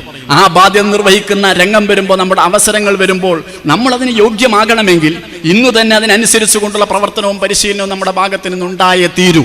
എങ്കിലേ നമുക്ക് നമ്മുടെ അടുത്ത ഭാവിയെ, നമ്മുടെ ഭാവിയെയും നമ്മുടെ അവസരങ്ങളെയും ആ രൂപത്തിൽ മാറ്റിയെടുക്കാനും ആ രൂപത്തിലേക്ക് മാറ്റിയെടുക്കാൻ നമുക്ക് സാധിക്കുന്നുള്ളൂ. അതിനിപ്പോൾ തന്നെ അതിനനുസരിച്ച് കൊണ്ടുള്ള ശ്രമങ്ങളും അതിനനുസരിച്ച് കൊണ്ടുള്ള പരിശ്രമങ്ങളും നമ്മുടെ ഭാഗത്ത് നിന്നുണ്ടാവുക എന്നുള്ളതാണ് ഏറ്റവും അത്യാവശ്യമായിട്ടുള്ളത്. ഒരു പ്രസംഗം നടത്തുമ്പോൾ പ്രസംഗത്തെക്കാൾ, പ്രഭാഷണത്തെക്കാൾ മുൻഗാമികളായ ആളുകളൊക്കെ കണിശമായ ശ്രദ്ധയോടുകൂടി, സൂക്ഷ്മതയോടുകൂടി കണ്ടിരുന്ന കാര്യങ്ങളുണ്ടല്ലോ.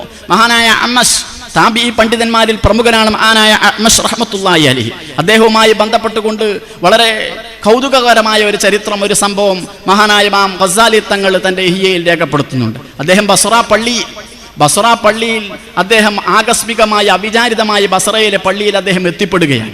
ബസ്ര പള്ളിയിൽ അദ്ദേഹം എത്തുമ്പോൾ അവിടെ വലിയൊരു ഇൽമിൻ്റെ ഒരു മജ്ലിസ് ഉണ്ട്, ഒരു ഹൽക്കയുണ്ട്.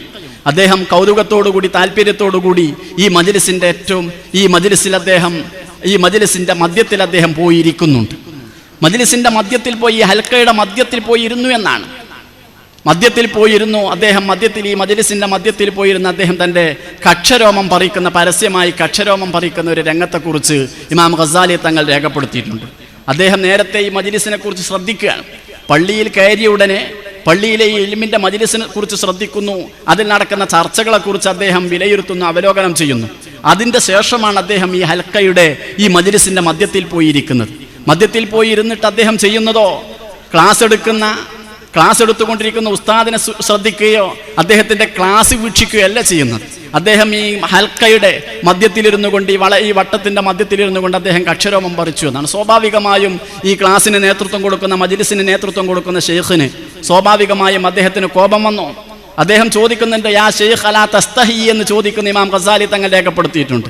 അദ്ദേഹം ചോദിച്ചു, എന്നാ നിങ്ങൾക്ക് ലജ്ജയില്ലേ എന്ന് ചോദിക്കുന്നുണ്ട്. ഇതിന് ബഹുമാനപ്പെട്ട അഅ്മശ് തങ്ങൾ ചോദിക്കുന്ന മറുപടി, ഇല്ലിമാ, ഞാൻ എന്തിന് ലജ്ജിക്കണം? അനഫി സുന്നത്തിൻ വ അൻത ഫീ കദിബിൻ. അനഫി സുന്നത്തിൻ വ അൻത ഫീ കദിബിൻ. ഞാൻ ചെയ്തുകൊണ്ടിരിക്കുന്ന ഒരു സുന്നത്തായ കർമ്മമാണ്, നിങ്ങളോ കളവാണ് നിങ്ങൾ പറഞ്ഞുകൊണ്ടിരിക്കുന്നത്. അനല്ല അമശു, ഞാനാണ് നിങ്ങളാ പറയുന്ന അമശ്, ഞാൻ അങ്ങനെ പറഞ്ഞിട്ടില്ല എന്ന് പറഞ്ഞുകൊണ്ട് മഹാനായ ഇമാം അഅ്മശ് ആ മജ്ലിസിൽ ഇടപെട്ടു എന്ന് ഇമാം ഗസാലി തങ്ങൾ ഇഹ്യയിൽ രേഖപ്പെടുന്ന ഒരു സംഭവം കാണാൻ കഴിയും. എന്തിനു വേണ്ടിയാണ് ഇത് പറയുന്നത്? പറയുന്ന കാര്യങ്ങൾ, പ്രഭാഷണമാകട്ടെ, പ്രസംഗങ്ങളാകട്ടെ, എഴുത്തുകളാകട്ടെ, പ്രബോധനത്തിന്, പ്രചാരണത്തിന്, ആശയങ്ങളുടെ കൈമാറ്റങ്ങൾക്ക് വേണ്ടി ഇന്ന് നമ്മൾ അവലംബിച്ചുകൊണ്ടിരിക്കുന്ന ഉപാധികൾ ഇതൊക്കെയാണല്ലോ. ഈ ഉപാധികൾ ഉപയോഗപ്പെടുത്തുമ്പോൾ അതൊരിക്കലും അസത്യമാകാതിരിക്കാൻ, അതൊരിക്കലും അടിസ്ഥാനരഹിതമായ ആശയങ്ങളോ വാചകങ്ങളോ ആവാതിരിക്കാൻ ഒരു ദഅ്വാ രംഗത്ത്, പ്രബോധന രംഗത്ത് നിലകൊള്ളുന്നവൻ കണിശമായി ശ്രദ്ധിക്കണമെന്നുള്ള ഒരു ഗൗരവത്തോടു കൂടിയുള്ള ഓർമ്മപ്പെടുത്തലാണ്, അധ്യാപനമാണ് മഹാനായ ഇമാം ഗസാലി തങ്ങൾ ഇതിലൂടെ സമൂഹത്തിന്, ലോകത്തിന് കൈമാറുന്നത്. ആലോചിച്ച് നോക്ക്, നമ്മളിന്ന് പ്രഭാഷണം നടത്തുമ്പോൾ, നമ്മളിന്ന് പ്രസംഗിക്കുമ്പോൾ, ആശയങ്ങൾ കൈമാറുമ്പോൾ ആരാണ് ഈ കണിശത പുലർത്താറുള്ളത്? ആരാണ് ഇത്തരം സൂക്ഷ്മത കാണിക്കാറുള്ളത്? പറയുന്ന ആശയങ്ങൾ, ഒരു സംഭവത്തിന് നമ്മൾ സാക്ഷിയാകുമ്പോൾ ആ സാക്ഷിയായ സംഭവം കൃത്യമായ വാക്കുകളിലൂടെ അവതരിപ്പിക്കുന്ന രീതിയും ശൈലിയും നമ്മിൽ എത്ര ആളുകൾ സ്വീകരിക്കാറുണ്ട്? ശ്രദ്ധ, സൂക്ഷ്മത ഈ വിഷയത്തിൽ വേണമെന്നാണല്ലോ മഹാന്മാരായ തസവുഫിന്റെ പണ്ഡിതന്മാർ സൂചിപ്പിച്ചത്. സത്യം പ്രചരിപ്പിക്കുകയാണെങ്കിൽ പോലും, പറയുന്നത് സത്യമാകുമ്പോഴും, പ്രബോധനം ചെയ്യപ്പെടുന്ന ആശയം 100% സത്യമാകുമ്പോഴും സത്യത്തിന് വേണ്ടി അസത്യത്തെയോ അല്ലെങ്കിൽ കളങ്കമുള്ള തലങ്ങളെയോ കൂട്ടുപിടിക്കരുത് എന്നുള്ള ഗൗരവത്തോടു കൂടിയുള്ള ഓർമ്മപ്പെടുത്തലാണ് മഹാന്മാരായ പണ്ഡിതന്മാർ ഇത്തരം സംഭവങ്ങൾ നമ്മുടെ മുന്നിൽ അനാവരണം ചെയ്യുന്നതിലൂടെ സമർപ്പിക്കുന്നത്. ഞാൻ സൂചിപ്പിക്കുന്നത്, വളർന്നു വരുന്ന തലമുറ എന്നുള്ള നിലക്ക് ഞാൻ അടക്കമുള്ള നമുക്കൊക്കെ ഇത്തരം വിഷയങ്ങളിൽ സൂക്ഷ്മത കാണിക്കാനുള്ള, ശ്രദ്ധ കാണിക്കാനുള്ള ഉത്തരവാദിത്വമുണ്ട്. അള്ളാഹുവിൻ്റെ ദീനിൻ്റെ പ്രചാരണമാണ് നമ്മൾ നിർവഹിക്കുന്നത്. അള്ളാഹുവിൻ്റെ ദീനിൻ്റെ പ്രബോധനമാണ് നമ്മൾ നിർവഹിക്കേണ്ടത്. അത് നിർവഹിക്കുന്ന ഘട്ടത്തിൽ അതിനുള്ള അവസരം ലഭിക്കുമ്പോൾ അത് പൂർണ്ണമായ സത്യസന്ധമായ രീതിയിൽ മനസ്സറിഞ്ഞുകൊണ്ട്, ഹൃദയം തൊട്ടുകൊണ്ട് നിർവഹിക്കാൻ കഴിയുന്ന രൂപത്തിലേക്ക് നമ്മുടെ ജീവിതത്തിൻ്റെ ശൈലികളും നമ്മുടെ ജീവിതത്തിൻ്റെ രൂപങ്ങളും മാറ്റിയെടുക്കാൻ കഴിയുമ്പോഴേ ഈ രംഗത്ത് റബ്ബിൻ്റെ മുന്നിൽ രക്ഷപ്പെടുന്ന വിധം നമ്മുടെ കർമ്മങ്ങൾ, ഉത്തരവാദിത്തങ്ങൾ നിർവഹിച്ചു എന്ന് പറയാനും സമാശ്വസിക്കാനും നമുക്ക് അവസരം ലഭിക്കുന്നുള്ളൂ. അള്ളാഹു തആല തൗഫീഖ് ചെയ്യുമാറാവട്ടെ. ഏത് കാലഘട്ടത്തിലും അള്ളാഹുവിൻ്റെ പരിശുദ്ധമായ ദീനിന്റെ ഏറ്റവും സച്ചരിതമായ വഴി അത് ആത്മീയമായ തലങ്ങളിൽ ഉയർന്നു നിന്നുകൊണ്ടാണ്. ആ ആത്മീയ തലങ്ങളിൽ ഉയർന്നു നിന്നുകൊണ്ടുള്ള പ്രബോധനം നിർവഹിച്ചപ്പോൾ അത്ഭുതങ്ങൾ സൃഷ്ടിക്കാൻ നമുക്ക് സാധിച്ചിട്ടുണ്ട്. അരനൂറ്റാണ്ട് കൊണ്ട് അർദ്ധഗോളം കീഴടക്കിയവർ എന്ന അപൂർവമായ ബഹുമതിക്ക് വിധേയരായവരാണ് മുസ്ലിം ലോകം എന്ന് പറയുന്നത്. ഒരുപാട് പടിഞ്ഞാറൻ ചരിത്രകാരന്മാർ അത്ഭുതത്തോടു കൂടിയല്ലേ ആ രംഗം രേഖപ്പെടുത്തിയത്. അരനൂറ്റാണ്ടിനുള്ളിൽ അർദ്ധഗോളം കീഴടക്കാൻ മുസ്ലിം സമൂഹത്തിന് കഴിഞ്ഞു എന്നാണ്. ലോകത്ത് ഒരു പ്രത്യയശാസ്ത്രത്തിന്റെ ചരിത്രത്തിൽ, ഒരു ആശയ സംവേദനത്തിന്റെ ചരിത്രത്തിൽ, ഒരു ഭരണകൂടത്തിന്റെ ചരിത്രത്തിൽ, ഒരു അധികാരി വർഗത്തിന്റെ ചരിത്രത്തിൽ ഇത്രയും വിപുലമായ തലങ്ങളിൽ ആശയങ്ങൾ എത്തിക്കുന്ന, കുറഞ്ഞ കാലം കൊണ്ട് ആശയങ്ങൾ എത്തിക്കുന്ന ഒരു ചരിത്രത്തിന്റെ വായന നമുക്ക് കാണാൻ സാധിക്കുന്നില്ല. അതുകൊണ്ട് ആ പടിഞ്ഞാറൻ ചരിത്രകാരന്മാർ അടക്കമുള്ളവരൊക്കെ അത്ഭുതത്തോടു കൂടി രേഖപ്പെടുത്തുന്നത് മഹാനായ ഉമറുൽ ഫാറൂഖ് റളിയല്ലാഹു അൻഹു തങ്ങളുടെ ഭരണകാലഘട്ടം നമുക്കറിയാമല്ലോ. 10 ചില്ലാനം ഏകദേശം 10.5 കൊല്ലമാണ് മഹാനായ ഉമറുൽ ഫാറൂഖ് റളിയല്ലാഹു അൻഹു തങ്ങൾ ഇസ്ലാമിക ഭരണകൂടത്തിന് നേതൃത്വം കൊടുത്തിട്ടുള്ളത്. അത്ഭുതങ്ങൾ സൃഷ്ടിച്ചുകൊണ്ടല്ലേ ഉമറുൽ ഫാറൂഖ് റളിയല്ലാഹു അൻഹു തങ്ങൾ വിട പറഞ്ഞു പോയത്. The decline and fall of Roman empire എന്ന് പറയുന്ന പുസ്തകത്തിൽ എഡ്വേർഡ് ഗിബൺ അത്ഭുതത്തോടു കൂടിയാണ് ഉമറുൽ ഫാറൂഖ് റളിയല്ലാഹു അൻഹു തങ്ങളുടെ ഭരണ കാലഘട്ടത്തെ കുറിച്ച് രേഖപ്പെടുത്തിയത്. എന്തുകൊണ്ട് the decline and fall of Roman empire, Roman സാമ്രാജ്യം എന്തുകൊണ്ട് അധപ്പതിച്ചു, എന്തുകൊണ്ട് പതിച്ചു എന്ന കാര്യകാരണ സഹിതം അന്നത്തെ ലോകത്തിന്റെ ചിത്രം അനാവരണം ചെയ്യുന്ന എഡ്വേർഡ് ഗിബൺ മുസ്ലിങ്ങളുടെ വളർച്ചയെക്കുറിച്ച് അത്ഭുതത്തോടു കൂടിയാണ് രേഖപ്പെടുത്തിയത്.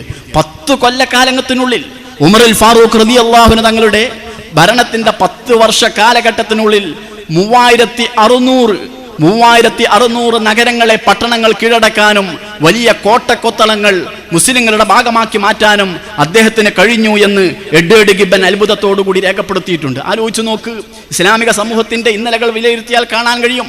ഭൗതികമായ സന്നാഹങ്ങളല്ല മുസ്ലിങ്ങളുടെ വളർച്ചയിൽ എന്നും നിദാനമായിട്ടുള്ളത്. ബദർ അതിന്റെ ചരിത്രമാണ്. ബദർ അതിന്റെ ഏറ്റവും ആദ്യത്തെ ഉദാഹരണമാണ്. ഭൗതികമായ കണക്കുകൂട്ടലുകൾക്കപ്പുറം, ഭൗതികമായ കാൽക്കുലേഷൻ അപ്പുറം, ഭൗതികമായ സന്നാഹങ്ങൾക്കപ്പുറം ഇസ്ലാമിക സമൂഹത്തിന്റെ സഞ്ചാരത്തിന്റെ വഴിയിൽ എന്നും വാതിൽ തുറന്നു കൊടുത്തതും ആ വഴി സുഗമമാക്കിയതും ഹൃദയാന്തരങ്ങളിൽ സൂക്ഷിച്ച ആത്മീയമായ ശക്തിയാണ്. വിശ്വാസം എന്ന് പറയുന്ന വജ്രായുധം. ആ വജ്രായുധത്തെ ജീവിതത്തിന്റെ, മനസ്സിന്റെ ഏറ്റവും വലിയ ആയുധമായി കാത്തു സൂക്ഷിച്ചുകൊണ്ടാണ്, ഉപയോഗപ്പെടുത്തിക്കൊണ്ടാണ് ഇസ്ലാമിക സമൂഹത്തിന്റെ വളർച്ച ഏത് കാലഘട്ടത്തിലും ഉണ്ടായിട്ടുണ്ട്. എന്ന് നമുക്ക് ആ ഒരു തലങ്ങളിൽ നിന്ന് പിൻവാങ്ങേണ്ടി വന്നുവോ, എന്ന് ഈമാനിക തലങ്ങളിൽ നിന്ന്, ആത്മീയതയുടെ തലങ്ങളിൽ നിന്ന്, സുന്നത്തായ കർമ്മങ്ങളിൽ നിന്ന്, ശരീഅത്തിന്റെ അനുശാസനകളിൽ നിന്ന് മുസ്ലിം സമൂഹം പിന്നോട്ട് പോയോ, അന്ന് നമ്മൾ ഏറ്റവും പിന്നോട്ട് പോകുന്ന, ഏറ്റവും അധോഗതിയിലേക്ക് നീങ്ങുന്ന ഒരു സമുദായമായി നമ്മൾ മാറിയത് ചരിത്രം ഗൗരവത്തോടു കൂടി നമ്മെ ഉത്ബോധിപ്പിക്കുന്നുണ്ട്, ഓർമ്മപ്പെടുത്തുന്നുണ്ട്. ഇതാ മുൻഗാമികൾ ചരിത്രത്തിൽ കാണാൻ കഴിയുന്നത്. വലിയ ആയുധശക്തി മുസ്ലിങ്ങൾക്കുണ്ടായിരുന്നില്ല. ഭൗതികമായ വലിയ സന്നാഹങ്ങൾ മുസ്ലിങ്ങൾക്കുണ്ടായിരുന്നില്ല. മുസ്ലിങ്ങൾക്ക് എന്നും കൂടെ ഉണ്ടായിരുന്നത് ആത്മീയമായ ശക്തിയാണ്. വിശ്വാസം എന്ന് പറയുന്ന വജ്രായുധം. ആ വജ്രായുധത്തിന്റെ മുന്നിൽ സകല കണക്കുകൂട്ടലുകളും, ഭൗതികമായ കണക്കുകൂട്ടലുകളും വഴിമാറി സഞ്ചരിച്ചത് ലോകത്തിന്റെ ചരിത്രത്തിൽ ഇഷ്ടം പോലെ നമുക്ക് കാണാൻ കഴിയും. ഭൗതിക ലോകത്തോട് പുറംതിരിഞ്ഞു നിൽക്കുക, ഭൗതിക സുഖാഡംബരങ്ങളോട്, അലങ്കാരങ്ങളോട്, ആർഭാടങ്ങളോട്, സുഖോന്മത്തമായ ജീവിതത്തോട് പുറംതിരിഞ്ഞു നിൽക്കുകയും ആഖിറത്തെ മാത്രം മുന്നിൽ കണ്ടുകൊണ്ട് ജീവിക്കുകയും ചെയ്യുക എന്ന് പറയുന്ന ആ ഒരു രീതിയാണ് നമ്മുടെ മുൻഗാമികളായ ആളുകൾ സ്വീകരിച്ചിരുന്നത്. എന്ന് നമ്മൾ അങ്ങനെ ഒരു വഴിയിൽ സഞ്ചരിച്ചിട്ടുണ്ടോ, അവിടെ അത്ഭുതങ്ങൾ സൃഷ്ടിക്കാൻ നമുക്ക് കഴിഞ്ഞിട്ടുണ്ട്. അതുകൊണ്ടാണല്ലോ പേർഷ്യ ഇസ്ലാമിന് അധീനപ്പെടുന്നു, ബൈസന്റൈൻ ചക്രവർത്തിമാർ ഒന്നടങ്കം ഇസ്ലാമിക സമൂഹത്തിന് അധീനപ്പെടുന്നു. ഈ കാലഘട്ടത്തിലൊക്കെ ചരിത്രം വിലയിരുത്തിയാൽ കാണാൻ കഴിയും 2,40,000-ഓളം വരുന്ന റോമൻ പട്ടാളക്കാരോട് കേവലം 30,000-ൽ ചില്ലാനം വരുന്ന മുസ്ലിം പടയാളികൾ ഏറ്റുമുട്ടിയതും അത്ഭുതകരമായ വിജയം വരിച്ചതും ഇസ്ലാമിക സമൂഹത്തിന്റെ ചരിത്രം നമുക്ക് വായിക്കാൻ കഴിയും. കണക്കുകൂട്ടലുകൾ തെറ്റിച്ചുകൊണ്ട്, അംഗസംഖ്യകളെയും അംഗബലങ്ങളെയും ആയുധ സന്നാഹങ്ങളെയും തെറ്റിച്ചുകൊണ്ട്, ഭൗതികമായി ഒരു ആശയത്തിന്റെ വിജയത്തിന് വേണ്ടി ആവശ്യമുള്ള കാര്യങ്ങൾ എന്തൊക്കെയാണോ പ്രത്യക്ഷത്തിൽ നമ്മൾ അവലംബിക്കുന്നത്, അതിനെയൊക്കെ മറികടന്നുകൊണ്ടുള്ള വിജയം ഇസ്ലാമിക സമൂഹം നേടിയിട്ടുണ്ട്. ഉമറുൽ ഫാറൂഖ് റളിയല്ലാഹു അൻഹു തങ്ങൾ അതിന്റെ ഏറ്റവും വലിയ ഉദാഹരണമായിരുന്നു. ഫക്കീറായി ജീവിച്ചു. ആ ഫക്റിലൂടെ, ആ ദാരിദ്ര്യം പ്രകടിപ്പിക്കുന്ന ജീവിതത്തിലൂടെ അദ്ദേഹം ലോകം കീഴടക്കി. അദ്ദേഹം ലോകം കീഴടക്കി. പറഞ്ഞ നിബന്ധനകൾക്ക് മുന്നിൽ, അദ്ദേഹം പറയുന്ന ശാസനകൾക്ക് മുന്നിൽ, നിർദ്ദേശങ്ങൾക്ക് മുന്നിൽ പേർഷ്യൻ രാജാവിന്റെ പ്രതിനിധി ഒതുങ്ങി നിൽക്കുന്നത്, അനുസരിച്ച് നിൽക്കുന്നത് നമുക്ക് കാണാൻ കഴിയും. അൽ ബിദായ വന്നിഹായ പോലെയുള്ള ഗ്രന്ഥങ്ങളൊക്കെ എത്ര വലിയ ആകർഷകമായ സംഭവങ്ങൾ, അത്ഭുതപ്പെടുത്തുന്ന സംഭവങ്ങളാണ് ഇത് സംബന്ധമായി രേഖപ്പെടുത്തിയത്. ഹുർമുസാൻ എന്ന് പറയുന്ന യസ്ദിഗിർദിന്റെ പേർഷ്യൻ രാജാവിന്റെ പ്രതിനിധി മദീനയിൽ ഉമറുൽ ഫാറൂഖ് റളിയല്ലാഹു അൻഹു തങ്ങളെ കാണാൻ ചെല്ലുന്ന ഒരു രംഗമുണ്ട്. നമ്മുടെ പ്രബല ചരിത്രകാരന്മാരൊക്കെ രേഖപ്പെടുത്തിയ സംഭവമാണ്. പേർഷ്യൻ രാജാവിന്റെ പ്രതിനിധി മദീനയിലേക്ക് ഉമറുൽ ഫാറൂഖ് റളിയല്ലാഹു അൻഹു തങ്ങളെ കാണാൻ പോവുകയാണ്. ഒരു രാഷ്ട്രപ്രതിനിധി എന്നുള്ള നിലക്ക് തന്നെ അദ്ദേഹം തൻ്റെ ഏറ്റവും ഇന്ന് അമേരിക്ക, ബ്രിട്ടൻ എന്നൊക്കെ പറയുന്ന വിധത്തിലുള്ള സ്ഥാനമാണ് 6-ാം നൂറ്റാണ്ടിൽ, 5-ാം നൂറ്റാണ്ടിൽ, 6-ാം നൂറ്റാണ്ടിലൊക്കെ പേർഷ്യക്കും റോമൻ സാമ്രാജ്യത്തിനൊക്കെ ഉണ്ടായിരുന്നത്.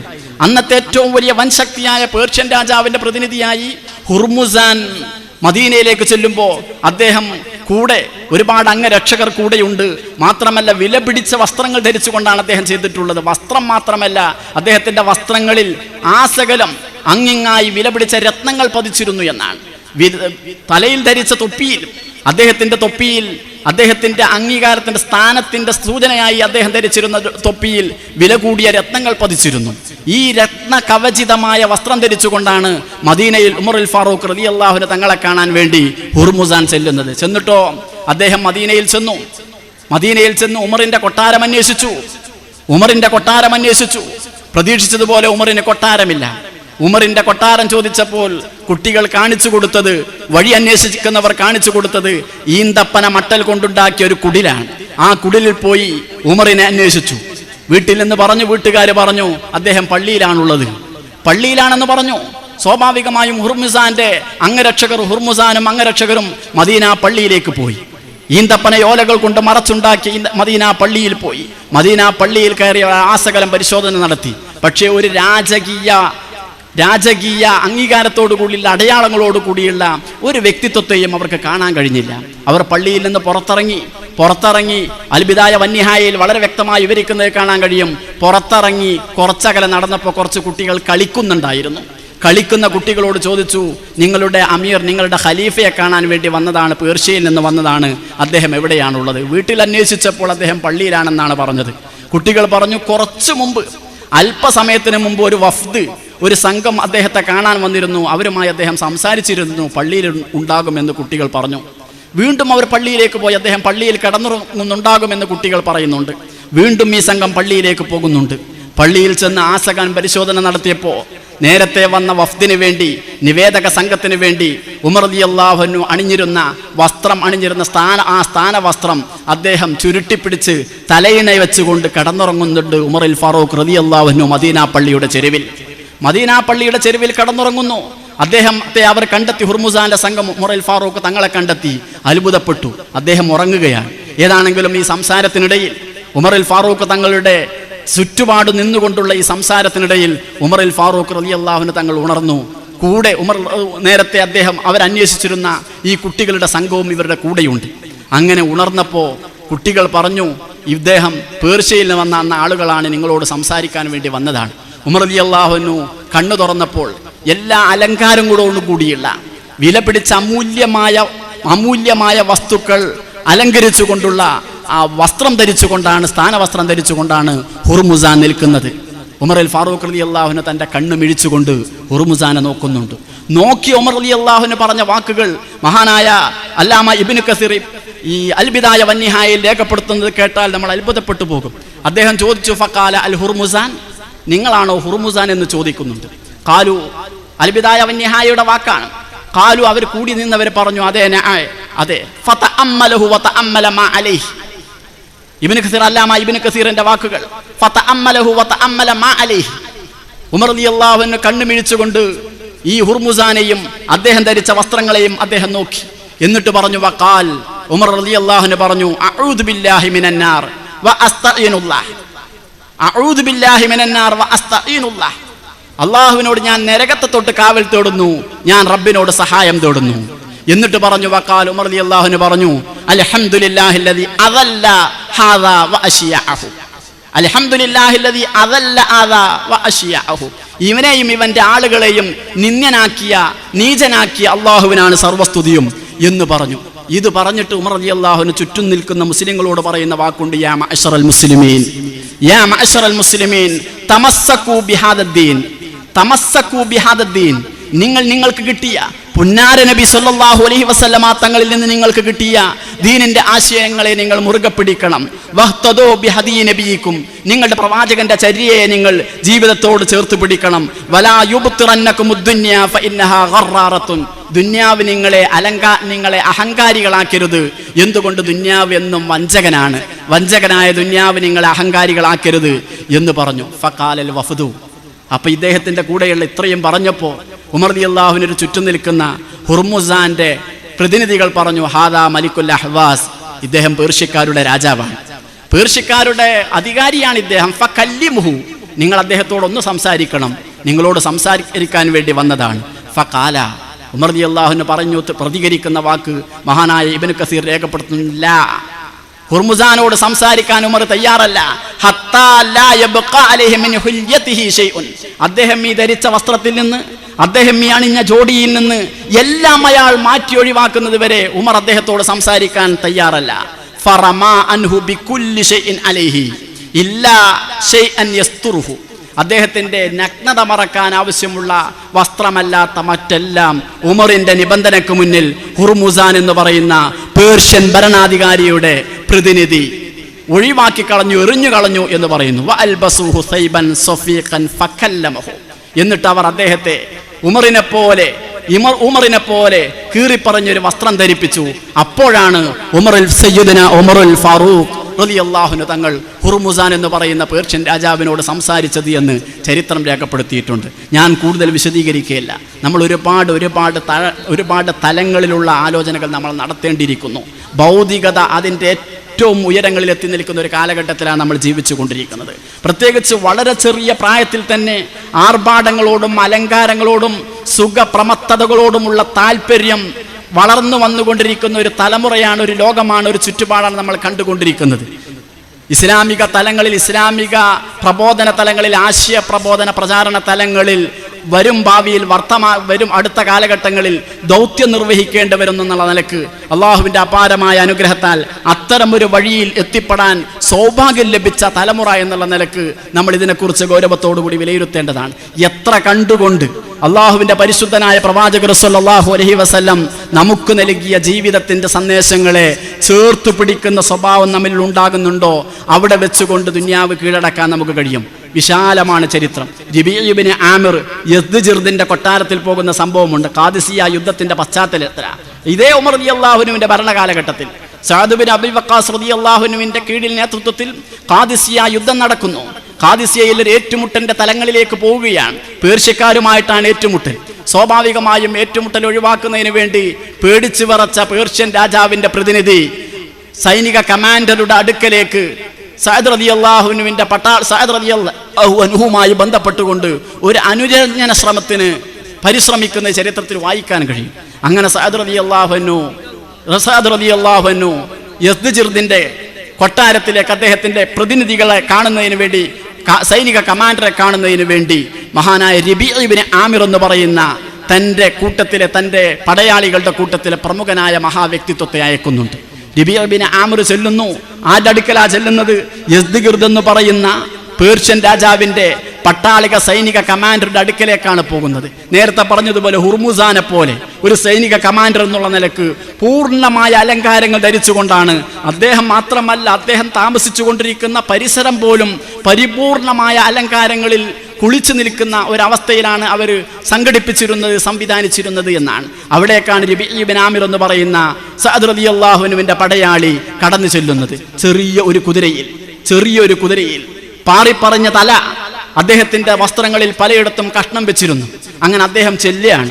സഅദ് റളിയല്ലാഹു അൻഹുവിന്റെ നിർദ്ദേശപ്രകാരം അദ്ദേഹം പേർഷ്യൻ രാജാവിന്റെ പട്ടാള കമാൻഡറുടെ അടുക്കലേക്ക് പോയി. സ്വാഭാവികമായും എത്താവുന്നിടത്തോളം അദ്ദേഹം ഈ കുതിരപ്പുറത്ത്, തൻ്റെ കൊച്ചു കുതിരപ്പുറത്ത് ഒരു ആയുധങ്ങൾ മുഴുവനും ധരിച്ചുകൊണ്ട് അദ്ദേഹം കടന്നു ചെന്നിട്ടോ പരമാവധി കൊട്ടാരത്തിൽ നിന്ന് അദ്ദേഹത്തിന് ചെല്ലാവുന്നിടത്തോളം അദ്ദേഹം ചെന്നിട്ട് അദ്ദേഹം കുതിരപ്പുറത്ത് നിന്നിറങ്ങിയിട്ട് അദ്ദേഹം ചരിത്രത്തിൽ കാണാൻ കഴിയും, കുതിരയെ അദ്ദേഹം കെട്ടിയിട്ടു. എവിടെയാണ് കെട്ടിയിട്ടത്?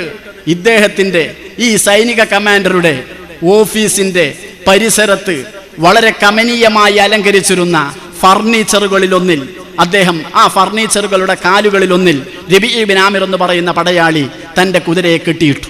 എന്നിട്ട് കുതിരപ്പുറത്ത് നിന്ന് ഇറങ്ങി. എന്നിട്ട് അദ്ദേഹം ചെന്നപ്പോൾ സ്വാഭാവികമായും പരിവാരം പറഞ്ഞു, പട്ടാളക്കാർ പറഞ്ഞു, അംഗരക്ഷകർ പറഞ്ഞു, സിലാഹക്ക, ആയുധവുമായി നിങ്ങൾ അദ്ദേഹത്തെ സമീപിക്കാൻ പാടില്ല, ആയുധം താഴെ വെക്കണമെന്ന് പറഞ്ഞു. റബീ ഇബ്നു ആമിർ പറഞ്ഞു, നിങ്ങൾ വിളിച്ചിട്ട് വന്നതാണ്, ഞാൻ നിങ്ങൾ വിളിച്ചിട്ട് വന്നതാണ്, ഞാൻ എൻ്റെ സ്വന്തം താല്പര്യത്തിന് വന്നതല്ല, ഇങ്ങനെ എന്നെ അനുവദിക്കുമെങ്കിൽ ഞാൻ പോകും, അല്ലെങ്കിൽ ഞാൻ തിരിച്ചു പോകുമെന്ന് പറഞ്ഞു. ഇത്രയും ആയപ്പോൾ നേരത്തെ സൈനിക കമാൻഡർ ഈ സംഭവങ്ങളൊക്കെ നിരീക്ഷിച്ചു കൊണ്ടിരിക്കുകയാണ്. അദ്ദേഹം പറഞ്ഞു, അദ്ദേഹത്തെ നിങ്ങൾ വിടുക, അദ്ദേഹം വരുന്നത് പോലെ വരട്ടെ എന്ന് പറഞ്ഞ് റബീ ഇബ്നു ആമിറിനെ വിടാൻ വേണ്ടി അദ്ദേഹം കൽപ്പിക്കുന്നുണ്ട്. റബീ ഇബ്നു ആമിർ കടന്നുപോയി. എങ്ങനെയാണ് കടന്നുപോയത്? അദ്ദേഹത്തിൻ്റെ കുന്തം, മൂർച്ചയുള്ള കുന്തം അദ്ദേഹം താഴ്ഭാഗത്തേക്ക് പിടിച്ചുകൊണ്ട് വലിച്ചുകൊണ്ട് കടന്നുപോയി. ആ കടന്നു പോകുമ്പോൾ അവിടെ വിരിച്ചിരുന്ന പരവതാനിയുടെ മഹാഭൂരിഭാഗവും ഇദ്ദേഹത്തിൻ്റെ റബീ ഇബ്നു ആമിറിന്റെ കുന്തം വലിച്ചിഴച്ചു പോയപ്പോൾ ആ കുന്തത്തിന്റെ മുനയേറ്റ് കീറിപ്പറിഞ്ഞു പോയി എന്ന് വരെ ചരിത്രകാരന്മാർ രേഖപ്പെടുത്തുന്നുണ്ട്. ഇവിടെയൊക്കെ നമ്മൾ മനസ്സിലാക്കേണ്ടത്, ഏത് കാലഘട്ടത്തിൽ പരിശുദ്ധമായ ശരീഅത്തിന്റെ, പ്രത്യേകിച്ച് മഹാനായ റസൂലുള്ളാഹി സ്വല്ലല്ലാഹു അലൈഹി വസല്ലമ തങ്ങൾ ലോകത്തിന് മുന്നിൽ സമർപ്പിച്ച ജീവിതത്തിന്റെ സന്ദേശങ്ങളുടെ കൂടെ നിൽക്കാൻ മുസ്ലിം ഉമ്മത്തിന് കഴിഞ്ഞിട്ടുണ്ടോ, അവിടെ ലോകം മുസൽമാന്റെ മുന്നിൽ, മുസ്ലിം ലോകത്തിന്റെ മുന്നിൽ നിഷ്ക്രിയമായി നോക്കി നിന്നിട്ടുണ്ട്. നിസ്സഹായമായി മുസ്ലിം ലോകത്തിന്റെ സഞ്ചാരങ്ങൾക്ക് മുന്നിൽ അവർ വഴികൾ തുറന്നു കൊടുത്തിട്ടുണ്ട്. അത് മുസ്ലിം ലോകത്തിന്റെ ചരിത്രമാണ്, ഇന്നലകളിൽ വായിക്കാൻ കഴിയുന്ന സംഭവമാണ്. അതുകൊണ്ടാണ് ഉഖബത്ത് ഇബ്നു ആമിർ റളിയല്ലാഹു അൻഹു ഇന്നത്തെ ആഫ്രിക്കൻ രാജ്യമായ ലിബിയയിലെ കൈറുവാൻ പട്ടണം ഉണ്ടാക്കുന്ന ഒരു സംഭവം ചരിത്രത്തിൽ കാണാൻ കഴിയും. അന്ന് ബർബറികൾ താമസിക്കുന്ന ആഫ്രിക്ക ഇരുണ്ട ഭൂഖണ്ഡമാണല്ലോ, ഇന്നും ഇരുണ്ട ഭൂഖണ്ഡം എന്ന പേരിലാണ് ആഫ്രിക്ക അറിയപ്പെടുന്നത്. കൂടുതൽ വനാന്തരങ്ങളാണ്, കൊടുങ്കാടുകൾ നിറഞ്ഞ വനാന്തരങ്ങളിലേക്ക്, ആഫ്രിക്കയിലേക്ക് ബർബറികൾ മാത്രം താമസിക്കുന്ന, കാട്ടാളന്മാർ മാത്രം താമസിക്കുന്ന ഇടങ്ങളിലേക്ക് പരിശുദ്ധമായ ഇസ്ലാമിന്റെ പ്രബോധനത്തിന് വേണ്ടി മഹാനായ ഉഖബത്ത് ഇബ്നു ആമിർ റളിയല്ലാഹു അൻഹു കടന്നു ചെല്ലുന്ന രംഗമുണ്ട്. അദ്ദേഹം ചെല്ലുമ്പോൾ സ്വാഭാവികമായും ബർബറുകൾ കാട്ടാളന്മാരാണ്. ബർബറിസം എന്ന വാക്കുപോലും ഇന്ന് ഇംഗ്ലീഷ് ഡിക്ഷണറിയിൽ കാട്ടാളത്വത്തിന്റെ ഒരു പ്രയോഗമായിട്ടാണ് ഡിക്ഷണറിയിൽ കാണാൻ കഴിയുക. ബർബറിസം എന്ന് പറഞ്ഞാൽ മലയാളത്തിൽ അതിന് കൊടുക്കുന്ന അർത്ഥം കാട്ടാളത്വം എന്നാണ്. അപ്പൊ മനുഷ്യത്വം തൊട്ടു തീണ്ടിയിട്ടില്ലാത്ത ഒരു സമൂഹമാണ് ഈ ആഫ്രിക്കയിൽ ജീവിച്ചു കൊണ്ടിരിക്കുന്നത്. അവരെ ഇസ്ലാമിലേക്ക് നയിക്കുന്നതിന് വേണ്ടി, അവർക്ക് ഇസ്ലാം പഠിപ്പിക്കുന്നതിന് വേണ്ടി ഉഖബത്ത് ഇബ്നു ആമിർ റളിയല്ലാഹു അൻഹുവിന്റെ നേതൃത്വത്തിൽ പട്ടാളക്കാർ ആഫ്രിക്കയിലേക്ക് പോകുകയാണ്. അങ്ങനെ പോയി അവരെ സ്വീകരിക്കാൻ ആളുകളില്ല, സൗകര്യം ചെയ്തു കൊടുക്കാൻ യാതൊന്നും അവരുടെ മുന്നിലില്ല.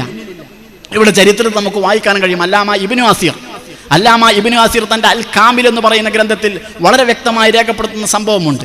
അദ്ദേഹത്തിന് ഉഖബ റളിയല്ലാഹു അൻഹുവിന്റെ നേതൃത്വത്തിലുള്ള സംഘങ്ങളെ സ്വീകരിക്കാനോ അവർക്കാവശ്യമുള്ള സൗകര്യങ്ങളോ സംവിധാനങ്ങളോ ചെയ്തു കൊടുക്കാനോ യാതൊരു പ്രതീക്ഷയുമില്ലാത്ത പ്രദേശത്ത് അദ്ദേഹം എത്തുന്നു. അവിടെ എത്തിയപ്പോൾ അദ്ദേഹം ചെയ്യുന്ന ഒരു സംഭവം, അദ്ദേഹം അതിനെ നേരിടുന്ന ഒരു രംഗമുണ്ട്. അദ്ദേഹം ഉഖബ റളിയല്ലാഹു അൻഹു കൊടുങ്കാട്ടിന്റെ ഒരറ്റത്ത് നിന്നുകൊണ്ട് അദ്ദേഹം പ്രസംഗിച്ചു എന്നാണ്. ഉഖബ റളിയല്ലാഹു അൻഹു പ്രസംഗിച്ചു. ആരോടാ പ്രസംഗിക്കുന്നത്? ബർബറികളോടല്ല പ്രസംഗം, കാട്ടാളന്മാരോടല്ല പ്രസംഗിക്കുന്നത്. അദ്ദേഹം പ്രസംഗിക്കുന്നത് കൊടുങ്കാട്ടിലുള്ള ഹിംസ്ര ജന്തുക്കളാണ്. ആ പ്രസംഗം അദ്ദേഹം തുടങ്ങുന്നത് തന്നെ ഇങ്ങനെയാണ്: അയ്യത്തുഹൽ ഹയ്യാത്തു വസ്സിബാൾ, ഓ കൊടുങ്കാട്ടിലെ ഹിംസ്ര ജന്തുക്കളെ, മാരക വിഷമുള്ള പാമ്പുകളെ എന്ന് വിളിച്ചുകൊണ്ടാണ് ഉഖബത്ത് ഇബ്നു നാഫി റളിയല്ലാഹു അൻഹു തന്റെ പ്രസംഗം ആരംഭിച്ചത്. എന്നിട്ട് അദ്ദേഹം പറഞ്ഞു, ഇന്ന അസ്ഹാബു റസൂലില്ലാഹി സ്വല്ലല്ലാഹു അലൈഹി വസല്ലം, ഞങ്ങൾ അല്ലാഹുവിന്റെ റസൂലിന്റെ സ്വഹാബികളാണ്, അനുചരന്മാരാണ്. ഇർഹലു അന്ന, നിങ്ങൾ ഈ കാട്ടിൽ നിന്ന് പോകണം, ഞങ്ങൾക്ക് വേണ്ടി നിങ്ങൾ ഈ കാട്ടിൽ നിന്ന് പോകണമെന്ന് പറയുന്നത് ബർബറികളോടല്ല, കാട്ടാളന്മാരോടല്ല പറയുന്നത്. അദ്ദേഹം പറയുന്നത് കൊടുങ്കാട്ടിലെ ഹിംസ്ര ജന്തുക്കളോടാണ്, മാരക വിഷമുള്ള പാമ്പുകളോടാണ്, തേളുകളോടാണ് അദ്ദേഹം സംബോധന ചെയ്യുന്നത്. ഇർഹലു അന്ന, നിങ്ങൾ ഇവിടെ നിന്ന് പോകണം. ഫഇന്നാ നാസിലൂൻ, കാരണം ഞങ്ങൾ ഇവിടെ താമസിക്കാൻ പോവുകയാണ്. നിങ്ങൾ ഈ താമസിക്കുന്ന കൊടുങ്കാട് ഞങ്ങൾ താമസത്തിന്റെ ഇടമാക്കാൻ പോവുകയാണ്. അതുകൊണ്ട് നിങ്ങൾക്ക് അപായം സംഭവിക്കാതിരിക്കാൻ, അപകടം സംഭവിക്കാതിരിക്കാൻ ഒരു സൗകര്യാർത്ഥം നിങ്ങൾ ഇവിടെ നിന്ന് നേരത്തെ പോകണം. ഫമൻ വജദ്നാഹു ബഅദ ദാലിക, ഇതൊരു മുന്നറിയിപ്പാണ്, ഇത് നിങ്ങൾക്കൊരറിയിപ്പാണ്. ഫമൻ വജദ്നാഹു ബഅദ ദാലിക, ഇതിനുശേഷം ആരെങ്കിലും ഈ കാട്ടിൽ ഞങ്ങൾക്ക് കിട്ടുകയാണെങ്കിൽ, ഹിംസജന്തുക്കളും പാമ്പുകളും അടങ്ങുന്ന വല്ലതിനെയും ഇതിനു ശേഷം ഞങ്ങൾക്ക് കിട്ടുകയാണെങ്കിൽ ഫഖത്തൽനാഹു, അവയെ ഞങ്ങൾ കൊന്നുകളയും എന്ന് അദ്ദേഹം ഈ പാമ്പുകളെ നോക്കി, ഹിംസ്ര ജന്തുക്കളെ നോക്കി അദ്ദേഹം ഈ കാടിൻ്റെ ഒരറ്റത്തിൽ നിന്ന് പ്രസംഗിച്ചു എന്നാണ് ചരിത്രം വളരെ വ്യക്തമായി രേഖപ്പെടുത്തുന്നത്. ആ ദിവസത്തിൽ ആളുകളൊക്കെ കണ്ടു മൃഗങ്ങൾ അവയുടെ കുഞ്ഞുങ്ങളെയും ചുമന്നുകൊണ്ട് അടുത്ത കാട്ടിലേക്ക് പോകുന്നു. വതൻ തഖലു, കാട് ഒഴിവാക്കി അടുത്ത കാടുകളിലേക്ക് പോകുന്നു. ഇന്ന് ക്യാമറകളും ഇഷ്ടം പോലെ പിടിച്ചെടുക്കാനും ഷൂട്ട് ചെയ്യാനുമൊക്കെ സംവിധാനങ്ങൾ പുരോഗമിച്ചൊരു കാലഘട്ടമായതുകൊണ്ട് ഇന്നെങ്ങാണ്ടും അത്തരം സംഭവങ്ങൾ ഉണ്ടായിരുന്നുവെങ്കിൽ ലൈവായിട്ട് നമുക്ക് അത്തരം കാഴ്ചകൾക്ക് നമുക്ക് അവസരങ്ങൾ ലഭിക്കുമായിരുന്നു. പക്ഷെ അതില്ലാത്ത കാലഘട്ടമായതുകൊണ്ട് ചരിത്ര വായനയിൽ നിന്ന് കാൽപ്പനികമായി ഉൾക്കൊള്ളാൻ മാത്രമേ നമുക്ക് സാധിക്കുകയുള്ളൂ. ആ മൃഗങ്ങളൊക്കെ സ്വന്തം കുഞ്ഞുങ്ങളെയുമായി തൊട്ടടുത്ത കാട്ടിലേക്ക് പോയി എന്നാണ്. ഫറആഹു ഖബീലുൻ കസീറുൻ മിനൽ ബർബർ, ഫറആഹു ഖബീലുൻ കസീറുൻ മിനൽ ബർബർ. ഈ രംഗത്തിന് ബർബറികളായ ധാരാളം ഗോത്രക്കാർ ഇത് ഈ കാഴ്ചക്ക് അവർ വിധേയരായി ഈ രംഗം അവർ കണ്ടു. അങ്ങനെ ഫഅസ്ലമു, അവരെല്ലാവരും മുസ്ലിമായി എന്ന് അല്ലാമ ഇബ്നു അസീർ തൻ്റെ അൽ കാമിൽ എന്ന് പറയുന്ന ഗ്രന്ഥത്തിൻ്റെ 3-ാം വാള്യത്തിൽ വളരെ വ്യക്തമായി രേഖപ്പെടുത്തിയ സംഭവം. ഞാൻ എന്തുകൊണ്ട് ഇത് പറയുന്നു, എന്തിനു വേണ്ടി ഇത് പറയുന്നു എന്ന ചോദ്യത്തിന് നമ്മൾ ഒരുപാട് ഇന്നലകളിലേക്ക് പരിശോധിച്ച് നോക്കണം, മറിഞ്ഞു നോക്കണം, തിരിഞ്ഞു നോക്കണം. അത്ഭുതങ്ങൾ അവിടെ നമുക്ക് കാണാൻ കഴിയും. ഈ അത്ഭുതങ്ങളൊക്കെ സൃഷ്ടിച്ചത് ആത്മീയതയാണ്. അള്ളാഹുവിൻ്റെ പ്രിയപ്പെട്ട പ്രവാചകർ മുത്തുനബി സല്ലല്ലാഹു അലൈഹി വസല്ലമ തങ്ങളുടെ ജീവിതത്തിൻ്റെ സന്ദേശം അത് കളങ്കമില്ലാതെ, കലവറയില്ലാതെ, അത് നിഷ്കളങ്കമായ മനസ്സോടുകൂടി, ശ്രദ്ധയോടുകൂടി, സൂക്ഷ്മതയോടുകൂടി ജീവിതത്തോട് ചേർത്ത് പിടിക്കാൻ നമ്മുടെ മുൻഗാമികൾ തയ്യാറായപ്പോൾ അവരുടെ മുന്നിൽ എല്ലാം വളരെ വ്യക്തമായിട്ട്, എല്ലാ ശക്തിയും അവരുടെ മുന്നിൽ വഴിമാറി കൊടുക്കുന്നത് ചരിത്രം രേഖപ്പെടുത്തുന്നു. സഅദ് റളിയല്ലാഹു അൻഹു യൂഫ്രട്ടീസ് ടൈഗ്രീസ് നദി മുറിച്ച് കടക്കുന്ന സംഭവമില്ലേ, ഖാദിസിയ യുദ്ധം അവസാനിപ്പിക്കുന്നു. ഖാദിസിയ യുദ്ധം നടന്നുകൊണ്ടിരിക്കുമ്പോൾ അപ്പുറം നിൽക്കുന്ന പേർഷ്യൻ ചക്രവർത്തിയുടെ കൊട്ടാരം കീഴടക്കാൻ ഇവിടെ നിന്ന് ഖാദിസിയയിൽ നിന്ന് അപ്പുറം പറ്റണം. അപ്പുറത്തേക്ക് എത്തണമെങ്കിൽ ജലയാത്രക്ക് ഉപയോഗിക്കാവുന്ന യാതൊരു വഴിയും അവരുടെ മുന്നിലില്ല. തോണികളില്ല, കപ്പലുകളില്ല. അത്തരം ഒരു മുന്നൊരുക്കത്തോടുകൂടി അവർ മദായിനിലേക്ക് വന്നിട്ടുമില്ല. മദായിലേക്ക് എത്തണമെങ്കിൽ, ഖാദിസിയയിൽ നിന്ന് മദായിലേക്ക് എത്തണമെങ്കിൽ ടൈഗ്രീസ് നദി മുറിച്ച് കടക്കണം. ഇവിടെ നമുക്ക് ചരിത്രത്തിൽ കാണാൻ കഴിയും. സഅദ് റളിയല്ലാഹു അൻഹു തൻ്റെ കൂടെയുള്ള പട്ടാരക്കാളെ വിളിച്ചു വരുത്തി. ഫജമഅന്നാസ സഅദ് റളിയല്ലാഹു അൻഹു പട്ടാളക്കാരെയൊക്കെ വിളിച്ചു വരുത്തി ടൈഗ്രീസ് നദിയുടെ ഓരത്തിരുത്തി. എന്നിട്ടോ ഫഹമിദല്ലാഹ വ അസ്ന അലൈഹി, അല്ലാഹുവിനെ ഹംദും സനാഉം നടത്തി. വഖാൽ, എന്നിട്ട് പറഞ്ഞു അൽ ആൻ അലാ ഇന്നി ഖദ് അസംതു അലാ ഖത്ഇ ഹാദൽ ബഹരി ഇലൈഹിം, ഞാൻ ഈ ടൈഗ്രീസ് നദി മുറിച്ച് കടന്ന് അവിടേക്ക് എത്താൻ ഞാൻ തീരുമാനിച്ചു കഴിഞ്ഞു. ഈ ടൈഗ്രീസ് നദി മുറിച്ച് കടന്ന് അപ്പുറമെത്താൻ, മദായിൻ പട്ടണത്തിലേക്ക് എത്താൻ ഞാൻ തീരുമാനിച്ചു കഴിഞ്ഞു എന്ന് തൻ്റെ സഹ പട്ടാളക്കാരോട് ടൈഗ്രീസ് നദിയുടെ ഓരത്തവരെ ഒരുമിച്ചിരുത്തിക്കൊണ്ട് സഅദ് റളിയല്ലാഹു അൻഹു ഒരു ചെറിയ പ്രസംഗം നടത്തുന്നുണ്ട്. ഫഖാലു ജമിയൻ, അവരൊന്നടങ്കം പറഞ്ഞു, പട്ടാളക്കാരൊന്നടങ്കം പറഞ്ഞു. അസമ റളിയല്ലാഹു അൻഹു ആളുകളൊക്കെ, പട്ടാളക്കാരെയൊക്കെ ടൈഗ്രീസ് നദി മുറിച്ച് കടക്കാനുള്ള അനുമതി കൊടുത്തു. അനുമതി കൊടുത്തത് എങ്ങനെയാണ്? വഖാല, അദ്ദേഹം പറഞ്ഞു, ഖൂലു നസ്തഈനു ബില്ലാഹ്, ഖൂലൂ നസ്തഈനു ബില്ലാഹ് വനതവക്കലു അലൈഹി ഹസ്ബുനല്ലാഹു വനിഅമൽ വകീൽ വല്ലാഹി ലയൻസുറന്നഹു അല്ലാഹു വലിയഹു വലയുളിഹിറന്ന ദീനഹു വലയഹ്സിമന്ന അദുവഹു വലാ ഖുവത ഇല്ലാ ബില്ലാഹിൽ അലിയിൽ അദീം. ഇത് ചൊല്ലാനാ പറഞ്ഞത്. സഅദ് റളിയല്ലാഹു അൻഹു തൻ്റെ കൂടെയുള്ള പട്ടാളക്കാരോട് പറഞ്ഞു, എല്ലാവരും ഒന്നിച്ച് പറയണം, നസ്തഈനു ബില്ലാഹ്, അല്ലാഹുവിനോട് നമ്മൾ സഹായം തേടുന്നു. വനതവക്കലു അലൈഹി, അള്ളാഹുവിൽ നമ്മൾ ഭരമേൽപ്പിക്കുന്നു. ഹസ്ബുനല്ലാഹു വനിഅമൽ വകീൽ, അള്ളാഹു മതി, നമുക്ക് അള്ളാഹു മതി. വല്ലാഹി ലയൻസുറന്നഹുല്ലാഹ്, നിശ്ചയം ലയൻസുറന്നല്ലാഹു വലിയഹു, തീർച്ചയായും അള്ളാഹു അവൻ്റെ ആളുകളെ അള്ളാഹു തആല സഹായിക്കും. വലയുളിഹിറന്ന ദീനഹു, അവൻ്റെ ദീനിനെ അവൻ പരസ്യമാക്കും. വലയഹ്സിമന്ന അദുവഹു, അവൻ്റെ ശത്രുവിനെ അവൻ പരാജയപ്പെടുത്തും. വലാ ഖുവത ഇല്ലാ ബില്ലാഹിൽ അലിയിൽ അദീം. ഈ ദിക്റാണ് മഹാനായ സഅദ് റളിയല്ലാഹു അൻഹു പട്ടാളക്കാരോട് ചെല്ലാൻ പറഞ്ഞു. അവരൊന്നടങ്കം ഈ ദിക്ർ ചൊല്ലി കുതിരപ്പുറത്ത് കയറി, വാഹനപ്പുറത്ത് കയറി കരയിൽ നിന്ന് നേരെ ടൈഗ്രീസ് നദിയിലേക്ക് ഫതലാഹഖന്നാസു ഫീ ദജ്ല, ടൈഗ്രീസ് നദിയിൽ ആളുകൾ ഒന്നിച്ചു പോയി എന്നാണ്. വഹും യതഹദ്ദസൂന കമാ യതഹദ്ദസൂന ഫിൽ ബർ, കരയിൽ സംസാരിക്കുന്നത് പോലെ കടലിൽ സംസാരിച്ചുകൊണ്ടാണ് അവർ മദായിൻ പട്ടണത്തിലേക്ക് പ്രവേശിച്ചത് എന്ന് ചരിത്രം രേഖപ്പെടുത്തുന്നു. പ്രിയമുള്ളവരെ, നമ്മൾ ആലോചിക്കേണ്ടത് ഇത് വളരെ സത്യസന്ധമായി നമ്മുടെ മുൻഗാമികൾ ചരിത്രങ്ങളിൽ ഗ്രന്ഥങ്ങളിൽ രേഖപ്പെടുത്തിയ വസ്തുതകളാണ്. ഇങ്ങനെ ചെയ്യാൻ, ഈ രീതിയിൽ ആശയങ്ങളുടെ പ്രചാരണത്തിന് മുസ്ലിം ഉമ്മത്തിന്റെ മുന്നിൽ വഴികൾ എളുപ്പമാക്കി പടച്ചറമ്പ് സംവിധാനിച്ചു കൊടുത്തിട്ടുണ്ടെങ്കിൽ, പ്രകൃതി പോലും ഇസ്ലാമിക സമൂഹത്തിന്റെ സഞ്ചാരങ്ങൾക്ക് മുന്നിൽ വഴി തുറന്നു കൊടുത്തുവെങ്കിൽ, അതിന്റെ ചാലകശക്തിയായത്, അതിന്റെ പിന്നിലുള്ള കാന്തിക ശക്തിയായി മാറിയത് മഹാനായ റസൂലുള്ളാഹി സ്വല്ലല്ലാഹു അലൈഹി വസല്ലമ തങ്ങളുടെ ജീവിതത്തിന്റെ സന്ദേശത്തെ ചേർത്തു പിടിച്ചതാണ്. ആ വഴിയിലൂടെ സഞ്ചരിക്കാനുള്ള പ്രചോദനമാണ് നമുക്കുണ്ടാകേണ്ടത്. അതിൻ്റെ ഏറ്റവും സുഗമമുള്ള വഴിയിലാണ് നമ്മൾ എത്തിപ്പെട്ടിരിക്കുന്നത്. മുതഅല്ലിമുകൾ എന്നുള്ള നിലക്ക് പഠിക്കുന്നത് അവനവൻ്റെ സാഹചര്യവും അവസരവും ഉപയോഗപ്പെടുത്തിക്കൊണ്ട് അല്പാൽപമായി ജീവിതത്തോട് ചേർത്ത് പിടിക്കുകയാണെങ്കിൽ, സംശുദ്ധമായ ജീവിതത്തിൻ്റെ ആത്മാവിൻ്റെ മനസ്സിൻ്റെ ഉടമകളായി മാറുകയാണെങ്കിൽ യാതൊരു സംശയവുമില്ല, അത്ഭുതം സൃഷ്ടിക്കാൻ കഴിയും നമുക്ക്. അല്ലാഹു തൗഫീഖ് ചെയ്യുമാറാവട്ടെ. വആഖിറു ദഅ്വാനാ അൽഹംദുലില്ലാഹി. അസ്സലാമു അലൈക്കും വറഹ്മത്തുള്ളാഹി.